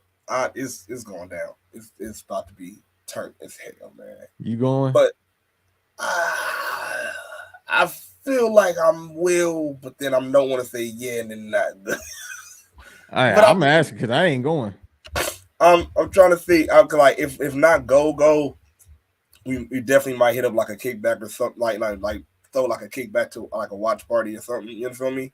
Especially since it's in the city. Like why not Smark out with the Smark Bros and watch some WrestleMania? And so we definitely will have some more news on that. Definitely. But that was Monday Night Raw, bro. So all in all, man, I sell for it. I give it I give it a solid sell. That first hour helped tremendously for that shit. But yeah, I'm selling for Monday Night Raw. It hasn't been as lackluster as the other Raws beforehand. So it gave you some stuff to keep on watching. I'm excited for seeing the further of Mia Yim and Rhea Ripley going at it. I don't want to see no more of the Judgment Day and what's it called, the OC. I don't want to see that no more. Just cap it. Well, that's too damn bad. They're gonna drag that shit. Oh God, I don't want to dig these hoes no more, Grandpa. That's too damn bad. They're gonna drag that motherfucker out, son. Definitely selling for the Monday Night Raw, for the Raw Classics, man. Let's get a sale, man. But you already know what time it is. Before we get out of here, we got to give you the last match, the last conversation piece, the last thought piece we want to leave you with before we head out of here. And it was a random thought of mine, bro. I thought about it because thinking about Survivor Series and even thinking about War Games, how the shit used to be. And going back also to what Triple H was saying about, it not, WWE not needing blood in their matches. And I had to think about that shit, man. And like I really did. And then this question had to come up. It's a random thought. But is it truly a blood feud if the final match don't have any blood in it? And this goes to everybody. Go and put in the comments. But Banks, I'm gonna go to you, man. Do you think it's truly a blood feud if then there's no draw of blood in any of the fights? the way you end the feud is the way you begin it. You end how you start, just like in life. You got to either start off hot or you got to start off cold. Either way has it has an ending. Like we see what's going on with this Miz and this Dexter Loomis situation. It started out cold, it ended cold. But the thing is with WWE, they tend to drag something out forever just to hope it gets hot again. And it's not, that's how it doesn't work. Nothing in life works like that, pro wrestling especially.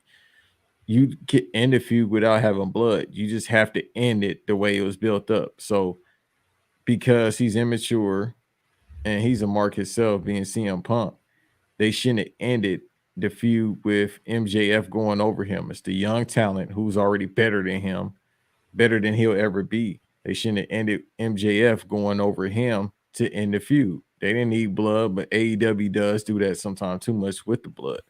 So you don't need blood. All you need to do is just have, like any great story, a closure. You end it how you start. You got to start out great and then end it great. So now we got in AEW, we got the Dean Ambrose or John Moxley versus William Regal feud going on. Will it end in the match? Probably not, but you got to have an end with Daniel Bryan, who seems to be, the person that's taking William Regal's place for his actions. So in WWE sense, now the Kevin Owens situation with Roman Reigns, it won't end in blood because they don't do with blood, but you have to end it in a severe way like you did. Because now, let's say if this is a shoot, it's actually a shoot. Now you have to draw it around the shoot that happened and end the story, even though we saw this rivalry happen 2 years ago. So now it's about to be 3 years since they had the match. Right. Or 2 years when they have the match at Royal Rumble from the last man standing match, if I'm not mistaken. So you just got to end it the proper way. But in a sense, you don't need blood. Would you say there are certain aspects that should or would call for it? Yeah, always. You get bladed for a reason. The NWA days, they would did it to add on to the extremeness of this match. So Ric Flair. But some people overdo it, like the Abdullah the Butchers, and that's why they have on them lines in their head, just like Devon. Just great as shit. I'm like, yeah, he great as shit. Yeah, doing it too much, going around the same spot. But it calls for when it's with the course of the storyline being extreme, like we are killing each other. Then that's when it calls for it. Like I said, they do it a lot in AEW, and sometimes it doesn't call for it. Sometimes it's like, okay, that's not a problem for giving somebody, color. Like Thunder Rosa versus Britt Baker a year ago, they didn't need to get color in that match. There was no reason as to why, but it does add the effect of we're going through violence right now. Not needed, but we're going through violence right now. So if it's going to help the story get over, then you do it. Because obviously I'm talking about a story that's a year old and it's a callback to it, but you don't always have to do it. It calls for it just if it's it's a violent match, basically. Right. Yeah, I'll say for me, I don't think blood is needed all the time. I would say where I feel like where it got lost in translation is like what you said, like it's just too much on one side, bro. Like one side, like Triple H saying, "Oh well, there's no need for blood at all ever." Nah, bro. There's sometimes with like. It will make sense if you even go to try to draw blood from somebody. If it's supposed to be like, I hate you, motherfucker. Like you literally like just like you really like got that anger out of me, and then I'm just like, no, I'm just gonna do move after move after move after move. It's like, bro, what? And then it's like, then even if I do hit you with something, you can't gonna tell me you ain't gonna go for a headshot. You feel me? Mm-hmm. Like, even if it is a protected one, you ain't gonna tell me you ain't gonna, so it's like, now you expect me to hang my belief on, you know what? I'm gonna control myself, even though I'm so angry that I'm gonna make sure I hit your back only. Right. You feel me? And so it's like, in that part, it's like, but then on the other hand, it's like, damn, why are you bleeding? And this is y'all first time talking, and you bleeding in the match. The motherfucker just said hi, and it's like, blood. What the fuck? So I think if it is a for me, I feel if it is a strong enough blood feud, especially with it saying blood feud, meaning look, this so bad, I'm gonna need to draw blood from you. If like that's where it came from, so it's like you can't like that's what killed me when people saying, "Oh, this is a blood feud," but it's like then there's no blood. Exactly, So, and that's all it is. It's just if it calls for it. If the characters are violent, if the characters don't proceed to be violent, why do it? Like going back to the Britt Baker and the Thunder Rosa, it wasn't needed because these two aren't violent. They're over the what's the best way to say this? The way they cut promos is a little passive aggressive because they playing heels and it's women heels, but it doesn't call for them to be violent. Like if it's a Dean Ambrose match, it calls for color depending on the type of match.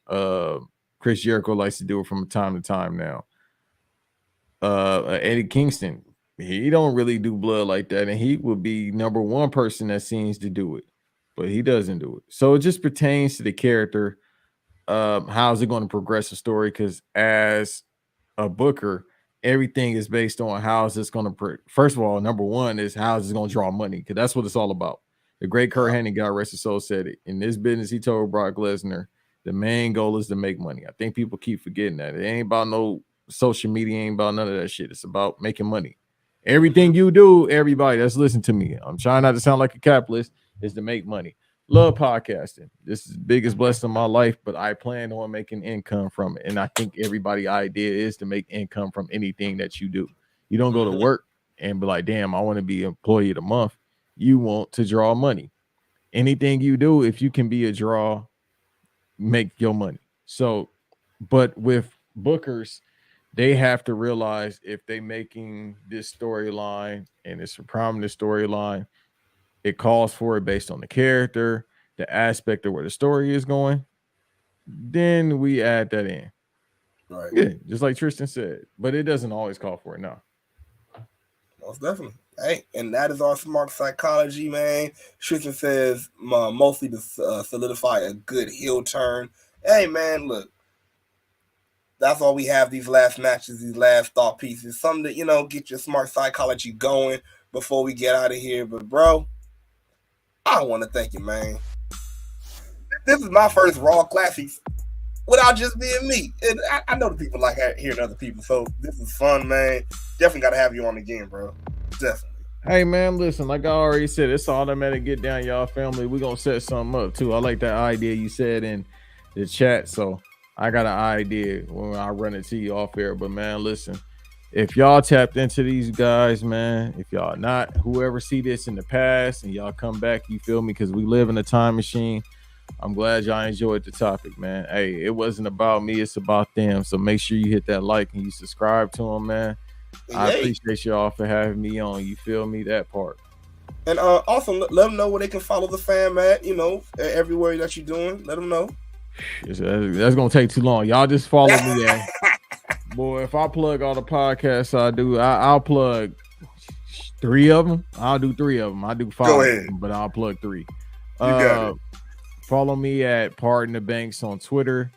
I am not Banks on IG. I'm more active on IG. I just got Twitter just because I got to get it. But Banks versus Davis on YouTube, patreon.com/Banks versus Davis. Random Acts of Podcast. I produce for them a podcast that's based out of Florida, Jacksonville, Florida, I should say. We're the greatest podcast ever. Tap in with that. Shouts out to my brothers, Joe and Ampavelli. Give me a second. It's late at night, brother. I got you, bro. Random X RAOP on Twitter. Random X Podcast. Just look for it live every Tuesday. Patreon.com/Random X Podcast. All Elite with Keeks via Public Enemies. Shouts out. I was just on there today. So I just hopped off straight off here. So I done did 4 hours of content. So my brain is going. No, I feel it. But Public Enemies, as y'all know, follow them on there. Reggae Boys Radio. Shouts out to Josh, kind of. Shouts out to my guy Troy. Black Announce Table. Patreon.com/Black Announce Table. Shouts out to Black Announce Table, Chris and Eve. Cody Dre, and subscribe on there. I do Wiretap with Eve every other Sunday. Otherwise than that, dog, I'm not plugging anything else because there's too many other pods I do. Bruh, I was about to say, are you sure you're not a part of Hey Man? Like, were you, how many jobs? No, I'm starting to think on West Indy. I got too many. I don't take vacations. I don't take days off. All I think about is women and good food, and I do all these podcasts. I might be West Indy. It's a possibility. We're gonna have to do. Have you tried to do the whole little how you say you look up your heritage and shit? No, it's white man paperwork, brother. Well, hey, shit. Gotta find out somehow. We gotta find out somehow. But hey, man, if you want to find us, as my brother Banks said, man, you can follow us and subscribe right here to Smark Psychology Podcast on YouTube. Do not forget to click that notification bell. I know a lot of people are like, oh, you know what time you coming on? I tell you right now, we're gonna let you know. But the best way to know, hit that notification bell, because as soon as we hit it up, boom, you get a notification on what's coming up. I'm just saying, it's that easy. Just hit that bell right there. And also, you can follow your boys, that's right, on Twitter at Smark Psych Pod. Follow us on Instagram at Smark Psychology. And, of course, on Facebook at Smark Psychology Podcast. And as the bro said, TikTok be popping. So follow us on there right there at Smark Psychology Pod. And for all of our listeners, all of our viewers, too, look, hey, I know y'all see it, but as you know, Banks said, sometimes it gets late. Sometimes you can't watch the full show. You can always go back and listen, though, on Spotify, Anchor, or Apple Podcasts. And you already know when you listen to the pod, when you're watching the pod, all we need you to do is comment, like, share. Come on, let's spread this, this smart side. And let's talk some more wrestling, man. This is fun. You feel me? That's all we do. Just sit back, talk, grab a drink, maybe grab something else. I don't judge what you grab. Just grab something and just chill. That's all I'm gonna say. That's all I'm gonna say. Hey, subscribe too. Give my guys the 100. They at 96 right now. They close to 100. I need 100 by Friday. You feel me? We gonna speak to this. You gonna get it before then. By Thursday night, you gonna have 100. That part. Oh, we speaking that. It's gonna come in that 100. And y'all already know, man. We thank y'all for joining us. Thank y'all. This couldn't happen without y'all. So, for myself, J Classic, the KLASSICK, jump a J in front of that, and the homie, Mr. Banks, right over here. This has been Smart Psychology Podcast, and your boys are out in 3, 2, 1. Peace.